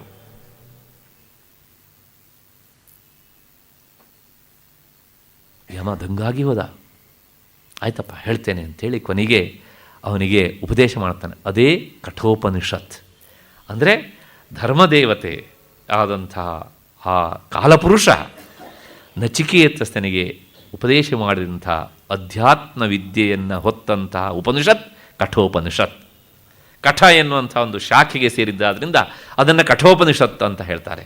ಆ ಕಠೋಪನಿಷತ್ತಿನಲ್ಲಿ 2 ಮಂತ್ರಗಳಿವೆ, ಶ್ಲೋಕಗಳಲ್ಲ ಇವು, ಮಂತ್ರಗಳಿವು, ಉಪನಿಷತ್ತು. ಅಲ್ಲಿ ಈ ಮನಸ್ಸಿನ ಬಗ್ಗೆ ಮೃತ್ಯುದೇವತೆ ಅಲ್ಲ, ಧರ್ಮದೇವತೆ ಅಲ್ಲ, ಏನು ಹೇಳಬೇಕು, ಅಧ್ಯಾತ್ಮ ದೇವತೆ ನಚಿಕೇತನಿಗೆ ಹೇಳ್ತಾನೆ. ಏನು ಅಂದರೆ, ಎಷ್ಟು ಅವಿಜ್ಞಾನವಾನ್ ಭವತಿ ಅಯುಕ್ತೇನ ಮನಸಾ ಸದಾ ತಸ್ಯ ಇಂದ್ರಿಯಾಣಿ ಅವಶ್ಯಾನಿ ದುಷ್ಟಾಶ್ವ ಇವ ಸಾರಥೇ ಹೇ. ಕಾಲಪುರುಷ ನಚಿಕೇತ ಹೇಳಿದ್ದು ಮನಸ್ಸಿನ ಬಗ್ಗೆ.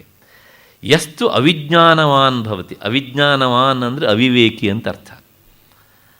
ಮನುಷ್ಯ ಯಾವಾಗ ಅವಿವೇಕಿ ಆಗ್ತಾನೆ ಅಂತಂದರೆ ಅಯುಕ್ತೇನ ಮನಸ ಸದಾ. ಅಯುಕ್ತವಾದ ಮನಸ್ಸು ಅಂದರೆ ಅಸಂಸ್ಕೃತವಾದ ಮನಸ್ಸು. ಯಾವನ ಮನಸ್ಸು ಅಸಂಸ್ಕೃತವಾಗಿ ಇರ್ತದೆಯೋ ಅವನು ಅವಿವೇಕಿ ಆಗಿರ್ತಾನೆ. ಆಗ ಏನಾಗತ್ತೆ ಕೇಳಿದರೆ, ಈ ಅಸಂಸ್ಕೃತವಾದಂಥ ಮನಸ್ಸನ್ನು ಇಟ್ಕೊಂಡಂಥವನು ಇದ್ದಾನಲ್ಲ, ಇವನ ಮನಸ್ಸು ಅಸಂಸ್ಕೃತವಾದಾಗ ಮನಸ್ಸಿನಿಂದ ಪ್ರೇರಣೆಯನ್ನು ಪಡಿತಾ ಇರುವಂಥ 5 ಇಂದ್ರಿಯಗಳಿದ್ದಾವಲ್ಲ, ಅವು ಕುದುರೆಗಳಿದ್ದ ಹಾಗೆ. ಮನಸ್ಸು ಸಾರಥಿ. ಈ ಸಾರಥಿ ಎಡೆಬಿಡಂಗಿ ಅಂತ ಆಯಿತು, ಅಸಂಸ್ಕೃತನಾದವನು. ಆ ಕುದುರೆಗಳು ವಿಚಾರ ಮಾಡ್ತವೆ ಅಂತ, ಓಹೋ ನಮ್ಮ ಹಗ್ಗವನ್ನು ಹಿಡ್ಕೊಂಡಂತಹ ಸಾರಥಿ ಇವನಿಗೆ ಎಚ್ಚರಿಲ್ಲ ಇವನಿಗೆ, ಹಾಗಾಗಿ ನಾವು ಈ ರಥವನ್ನು ಎಲ್ಲಿ ಬೇಕಾದ್ರೂ ಹೇಳ್ಕೊಂಡು ಹೋಗಬಹುದು ಅಂತ ಹೇಳಿ, ತಸ್ಯ ಇಂದ್ರಿಯಾಣಿ ಅವಶ್ಯಾನಿ ದುಷ್ಟಾಶ್ವ ಇವ ಸಾರಥೇ. ಸಾರಥಿಯ ನಿಯಂತ್ರಣವನ್ನು ತಪ್ಪಿಸಿಕೊಂಡು ಹೋಗುವ ಕುದುರೆಗಳಂತೆ ಅವನ ಇಂದ್ರಿಯಗಳು ಎರ್ರಾಬಿರ್ರ ಹೋಗ್ತಾ ಇರ್ತವೆ ಅಂತ. ಹೀಗಾಗೋದಕ್ಕೆ ಕಾರಣ ಏನು ಕೇಳಿದರೆ, ಅಸಂಸ್ಕೃತವಾದ ಮನಸ್ಸು. ಅದನ್ನೇ ಗೀತಾಚಾರ್ಯಲ್ಲಿ ಹೇಳ್ತಾನೆ, ವಿನಿಯತಂ ಚಿತ್ತಂ. ಅಂದರೆ ವಿನಿಯತಂ ಚಿತ್ತಂ ಅಂದರೆ ಸುಸಂಸ್ಕೃತವಾದ ಮನಸ್ಸು. ಆ ಮಾತನ್ನು ಮುಂದಿನ ಶ್ಲೋಕ ಹೇಳುತ್ತೆ, ಮಂತ್ರ ಹೇಳುತ್ತೆ, ಎಷ್ಟು ವಿಜ್ಞಾನವಾನ್ ಭವತಿ. ಹಾಗಿದ್ರೆ ಯಾವಾತ ವಿಜ್ಞಾನವಾನ್ ಅಂದರೆ ಇವತ್ತಿನ ವಿಜ್ಞಾನಿ ಅಂತ ಅರ್ಥ ಅಲ್ಲ, ವಿವೇಕಿ ಅಂತ ಅರ್ಥ. ಶಾಸ್ತ್ರವನ್ನು ಓದಿ ಏನು ತಿಳ್ಕೊಂಡಿರ್ತಾನಲ್ಲ ಅದನ್ನು ಜೀವನದಲ್ಲಿ ಅನುಷ್ಠಾನಕ್ಕೆ ತಂದವನು ವಿವೇಕಿ, ಅವನು ವಿಜ್ಞಾನವಾನ್ ಅಂತ. ಎಷ್ಟು ವಿಜ್ಞಾನವಾನ್ ಭವತಿ. ಈ ವಿಜ್ಞಾನವಾನ್ ವಿವೇಕಿ ಆಗೋದಕ್ಕೆ ಕಾರಣ ಯುಕ್ತೇನ ಮನಸ ಸದಾ. ಆ ಯುಕ್ತವಾದ ಮನಸ್ಸು ಉಂಟಲ್ಲ, ಹಾಗಂದ್ರೂ ಒಂದೇ, ವಿನಿಯತಂ ಚಿತ್ತಂ ಅಂದರೂ ಒಂದೇ. ಇಂತಹ ಈ ವಿನಿಯತವಾದಂಥ ಮನಸ್ಸಿನಿಂದ ಕೂಡಿದಂತಹ ಈ ಇಂದ್ರಿಯಗಳಿದ್ದಾವಲ್ಲ, ಆಗ ಈ ದೇಹ ಎನ್ನುವಂಥ ರಥವನ್ನು ಎಲ್ಲೆಲ್ಲೋ ಎಳ್ಕೊಂಡು ಹೋಗೋದಿಲ್ವಂತೆ. ಯಾಕೆಂದರೆ ತಸ್ಯ ಇಂದ್ರಿಯಾಣಿ ವಶ್ಯಾನಿ ಸದಶ್ವ ಇವ ಸಾರಥೇ. ಅಂದರೆ ಸರಿಯಾದ ಸಾರಥಿಯ ಕೈಯಲ್ಲಿರುವಂಥ ಕುದುರೆಗಳು ಹೇಗೆ ತಮ್ಮ ಗಮ್ಯಸ್ಥಾನಕ್ಕೇ ಕರೆದುಕೊಂಡು ಹೋಗ್ತವೋ ಹಾಗೆ ಈ ಇಂದ್ರಿಯಗಳು ಆಗ, ಯಾಕೆಂದರೆ ಮನಸ್ಸು ಹದ್ದು ಬಸ್ತಿನಲ್ಲುಂಟು, ಅದು ನಿಯಮಿತವಾದದ್ದಾಗುಂಟು, ಹಾಗಾಗಿ ಅವನ ಗುರಿಯತ್ತ ಕರ್ಕೊಂಡು ಹೋಗ್ತವೆ. ಇದು ಧರ್ಮದೇವತೆ ನಚಿಕೇತನಿಗೆ ಹೇಳಿದಂಥ ಮಾತು. 2 ಮಂತ್ರಗಳು ಮನಸ್ಸಿನ ಬಗ್ಗೆ, ಇನ್ನೂ ಬೇಕಷ್ಟು ಮಂತ್ರಗಳು ಬರ್ತವೆ, 2 ಮಾತ್ರ ನಾನು ಉಲ್ಲೇಖ ಮಾಡಿದ್ದೇನೆ. ಹೀಗೆ ಈ ಹಿನ್ನೆಲೆಯಲ್ಲಿ ಗೀತಾಚಾರ್ಯ ಹೇಳ್ತಾನೆ, ವಿನಿಯತಂ ಚಿತ್ತಂ. ಹಾಗಿದ್ದಾಗ ಅಂದರೆ ಮನಸ್ಸು ಸಂಪೂರ್ಣ ನಿಯಂತ್ರಣದಲ್ಲಿ ಇರ್ತದೆ, ಅಂಥವನು ಮಾತ್ರ ಯುಕ್ತ. ಅಂದರೆ ಆತ್ಮವಸ್ತುವಿನ ಜೊತೆಗೆ ಒಂದಾದ ಮನಸ್ಸುಳ್ಳವನು ಅಂತ ಅರ್ಥ. ಇಷ್ಟಾದ ಮೇಲೆ ಹೀಗೆ ಈ 2 ಲಕ್ಷಣಗಳು ಯಾವನಿಗೆ ಉಂಟೋ ಅವನು ಯುಕ್ತ ಅಂತ ಗೀತೆ ಈ ಶ್ಲೋಕದಲ್ಲಿ ಹೇಳಿದ್ದನ್ನು ನೋಡಿದ ಹಾಗಾಯಿತು. ಮತ್ತು ಮುಂದಿನ ಶ್ಲೋಕ, ಆ ಸಮಾಧಿ ಸ್ಥಿತಿಯಲ್ಲಿ ವೃತ್ತಿ, ಮನಸ್ಸಿನ ಆಲೋಚನಾ ತರಂಗಗಳು. ಮೊದಲನೇ ದಿವಸನೇ ನಾನು ವೃತ್ತಿ ಅಂದರೆ ಏನು ಅಂತ ಹೇಳಿದ್ದೇನೆ, ನಿದ್ರಾ ಇತ್ಯಾದಿ ಇತ್ಯಾದಿ ಎಲ್ಲ. ಆ ವೃತ್ತಿ ರಹಿತವಾದಂಥ ಮನಸ್ಸಿಗೆ ಅಂದರೆ ಚಿತ್ತಕ್ಕೆ ಒಂದು ದೃಷ್ಟಾಂತವನ್ನು ಕೊಡ್ತಾನೆ ಗೀತಾಚಾರ್ಯ ಈ ಶ್ಲೋಕದಲ್ಲಿ. ಬಹಳ ಅದ್ಭುತವಾದಂಥ ಒಂದು ದೃಷ್ಟಾಂತ. ಯಾವುದು ಹಾಗಿದ್ರೆ ಅಂದರೆ 19ನೆಯ ಶ್ಲೋಕ, ಯಥಾ ದೀಪೋ ನಿವಾತಸ್ಥೋ ನೇಂಗತೆ ಸೋಪಮಾ ಸ್ಮೃತ ಯೋಗಿನೋ ಯಥಚಿತ್ತಸ್ಯ ಯುಂಜತೋ ಯೋಗಮಾತ್ಮನಃ. ಅರ್ಜುನ, ಈ ಆತ್ಮನ ಯೋಗವನ್ನು ಆಚರಿಸುವವ ಅಂದರೆ ಆತ್ಮನಲ್ಲಿ ಸಮಾಧಿಸ್ಥಿತನಾಗಿರುವಂತಹ ಯೋಗಿಗೆ ಅಂತ ಅರ್ಥ. ಅಂಥ ಯೋಗಿಗೆ ಹೇಗಿರ್ತದೆ ಅವನ ಮನಸ್ಸು ಅಂದರೆ, ಗಾಳಿ ಇಲ್ಲದೆ ಅಂದರೆ ಅಲ್ಲಾಡದೇ ಇರುವಂಥ ದೀಪವು ಹೇಗೆ ಅದು ಪ್ರಕಾಶಮಾನವಾಗಿ ಇರ್ತದೆಯೋ ಹಾಗೆ ಅವನ ಮನಸ್ಸು ಪ್ರಕಾಶಮಾನವಾಗಿ ಇರ್ತದೆ. ಇಲ್ಲಿ ಈ ಶ್ಲೋಕದಲ್ಲಿ ಗೀತಾಚಾರ್ಯ ಉದಾಹರಣೆಯೊಂದಿಗೆ, ಒಂದು ದೃಷ್ಟಾಂತದೊಂದಿಗೆ ಆ ಸಮಾಧಿ ಸ್ಥಿತಿಯಲ್ಲಿರುವವನ ಮನಸ್ಸನ್ನು ವರ್ಣನೆ ಮಾಡ್ತಾನೆ. ನಾವು ಸಮಾಧಿ ಅಂತ ಕೇಳಿರ್ತೇವಲ್ಲ, ಆ ಸಮಾಧಿ ಸ್ಥಿತಿಗೆ ಹೋದವನ ಮನಸ್ಸು ಹೇಗಿರ್ತದೆ, ಮನಸ್ಸಿರ್ತದೆ, ಆದರೆ ಅದು ಬೀಜಭಾವದಲ್ಲಿರ್ತದೆ. ಅದನ್ನೇ ಗೀತಾಚಾರ್ಯ ಹೇಳ್ತಾನೆ. ಹೇಗೆ ಅಂದರೆ ಯಥಾದೀಪ ನಿವಾತಸ್ಥ. ನಿವಾತ ಅಂದರೆ ಗಾಳಿ ಇಲ್ಲದೇ ಇರುವ ಸ್ಥಳದಲ್ಲಿ ಹಚ್ಚಿ ಇಟ್ಟ ದೀಪ ಹೇಗೆ ನಿರಂತರ ಉರಿತದೆಯೋ ಹಾಗೆ ಅಂತ ದೃಷ್ಟಾಂತ. ಇದೇ ಉಪಮಾನ. ಉಪಮೇಯ ಯಾವುದು ಅಂದರೆ ಯೋಗಿಯ ಮನಸ್ಸು. ಈ ಮನಸ್ಸು ಹೀಗಿರ್ತದೆ, ಗಾಳಿ ಇಲ್ಲದೆ ಇರುವಂಥ ಸ್ಥಳದಲ್ಲಿ ದೀಪ ಉರಿಯುವ ಹಾಗೆ ಉರಿತಾ ಇರ್ತದೆ ಅಂತ. ಸಾ ಉಪಮಾ ಸ್ಮೃತ, ಅದೇ ಉಪಮಾನ. ಯಾಕೆ ಅಂದರೆ ಯೋಗಿನಃ ಯತಚಿತ್ತಸ್ಯ ಯುಂಜತಃ ಯೋಗಮಾತ್ಮನಃ ಅಂತ ಈ ದೃಷ್ಟಾಂತ ಗೀತಾಚಾರ್ಯ ಕೊಟ್ಟ. ಇದನ್ನು ಕೇಳಿದಾಗ ನಾವೆಲ್ಲ ಆಧುನಿಕರು, ನಮಗೊಂದು ಸಂಶಯ ಬರ್ತದೆ. ಏನು ಹೇಳಿದ ಗೀತಾಚಾರ್ಯ? ಯಥಾ ದೀಪ ನಿವಾತಸ್ಥ. ನಿವಾತ ಅಂದ್ರೇನು? ಗಾಳಿ ಇಲ್ಲದೇ ಇರುವ ಸ್ಥಳದಲ್ಲಿ ಹಚ್ಚಿ ಇಟ್ಟ ದೀಪದ ಹಾಗೆ ಅಂತ. ಅಂದರೆ ವ್ಯಾಕ್ಯೂಮ್ ಪ್ಲೇಸ್, ಅಲ್ಲಿ ದೀಪವನ್ನು ಹಚ್ಚಿಟ್ಟರೆ ಉರಿಯತ್ತಾ? ಗೀತಾಚಾರ್ಯನಿಗಷ್ಟು ಗೊತ್ತಿಲ್ವಾ?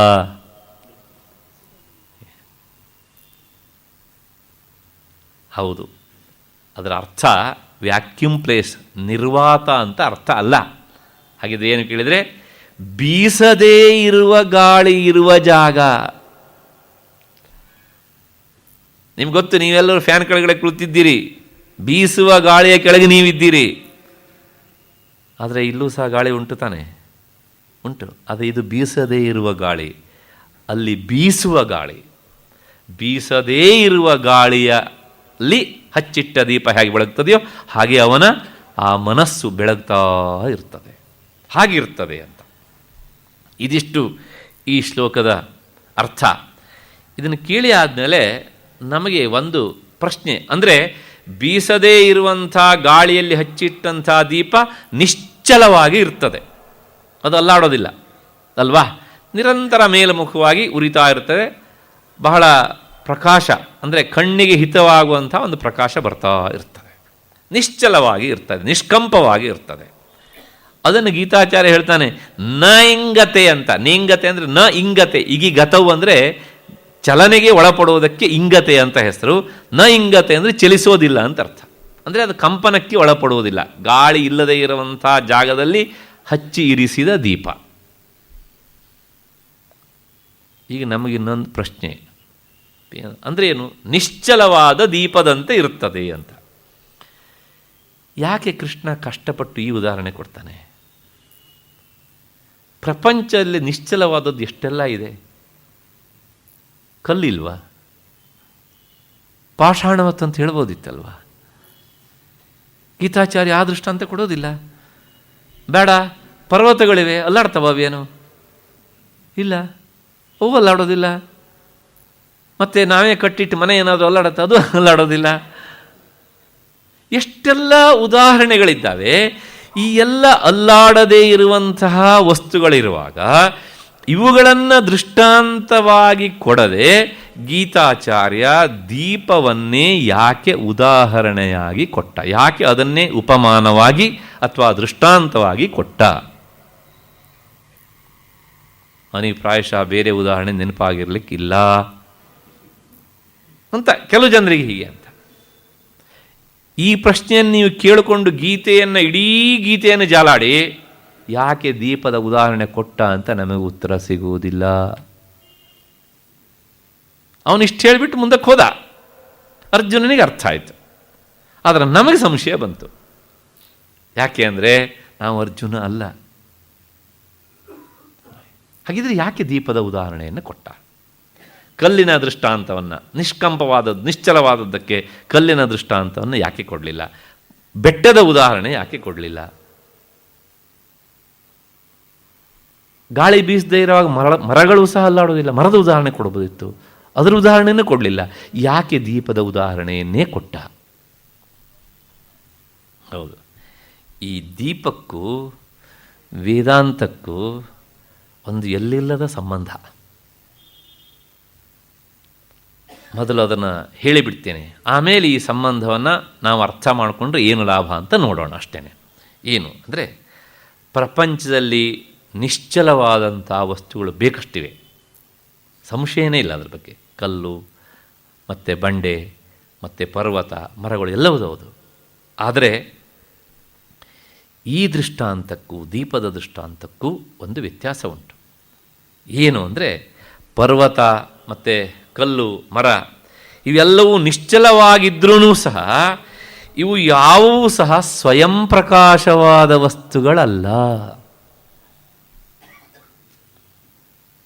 ಬಂಡೆ ಇರುವುದು ಇನ್ನೊಂದು ವಸ್ತುವಿನ ಬೆಳಕು ಅದರ ಮೇಲೆ ಇದ್ದಾಗ ಮಾತ್ರ ಗೊತ್ತಾಗುತ್ತೆ.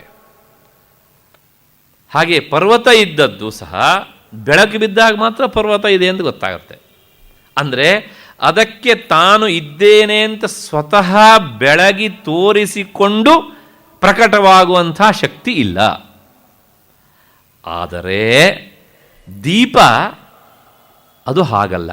ಈ ಎಲ್ಲ ವಸ್ತುಗಳು ಏನದು ಪರಪ್ರಕಾಶ್ಯ. ಅದರ ದೀಪ ಮಾತ್ರ ಸ್ವಯಂ ಪ್ರಕಾಶ. ತಾನು ಇದ್ದೇನೆ ಅನ್ನೋದನ್ನು ತಾನೇ ಬೆಳಗಿ ತೋರಿಸ್ತಾ ಇರ್ತದೆ. ಮತ್ತು ದೀಪವನ್ನು ನೋಡೋದಕ್ಕೆ ಇನ್ನೊಂದು ದೀಪದ ಅವಶ್ಯಕತೆ ಇಲ್ಲ. ಆದ್ದರಿಂದ ಗೀತಾಚಾರ್ಯ ಏನು ಹೇಳ್ತಾನೆ ಅಂದರೆ, ಆ ಯೋಗಿಯಾದವನ ತೇಜೋಮಯವಾದಂಥ ನಿಶ್ಚಲವಾದ ಚಿತ್ತಕ್ಕೆ ದೀಪದ ಉದಾಹರಣೆಯನ್ನು ಬಿಟ್ಟು ಬೇರೆ ಯಾವ ಉದಾಹರಣೆಯನ್ನು ಕೊಡೋದಕ್ಕಾಗೋದಿಲ್ಲ.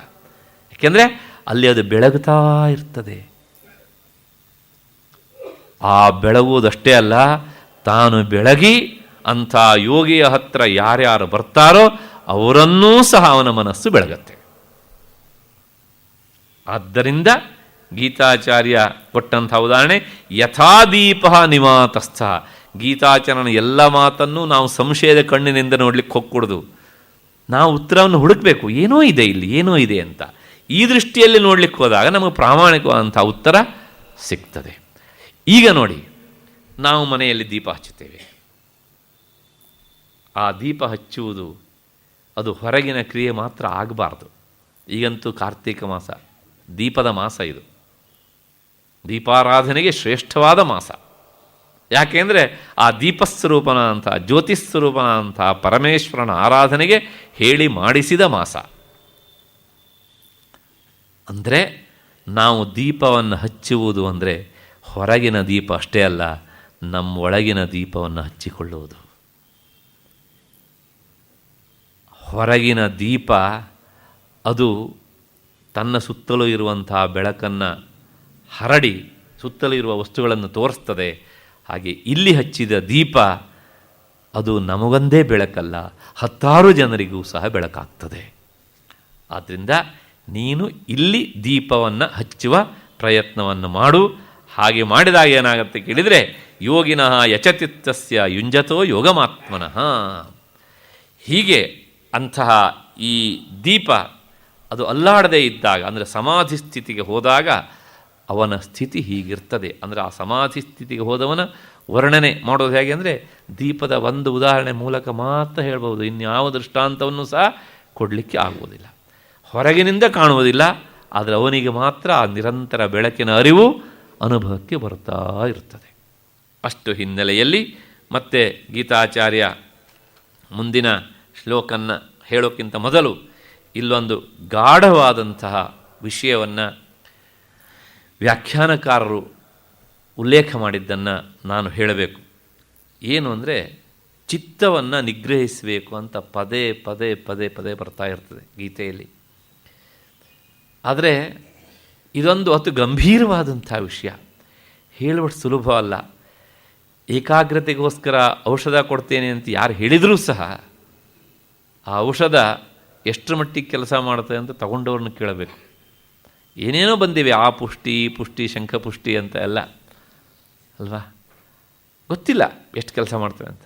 ಆದರೆ ಇದಂತೂ ಸತ್ಯ, ಮನಸ್ಸನ್ನು ಏಕಾಗ್ರತೆಗೊಳಿಸುವುದುಂಟಲ್ಲ, ಅದೊಂದು ದೊಡ್ಡ ಸಾಹಸ, ಅದೊಂದು ಅತ್ಯಂತ ಗಂಭೀರವಾದಂತಹ ವಿಷಯ.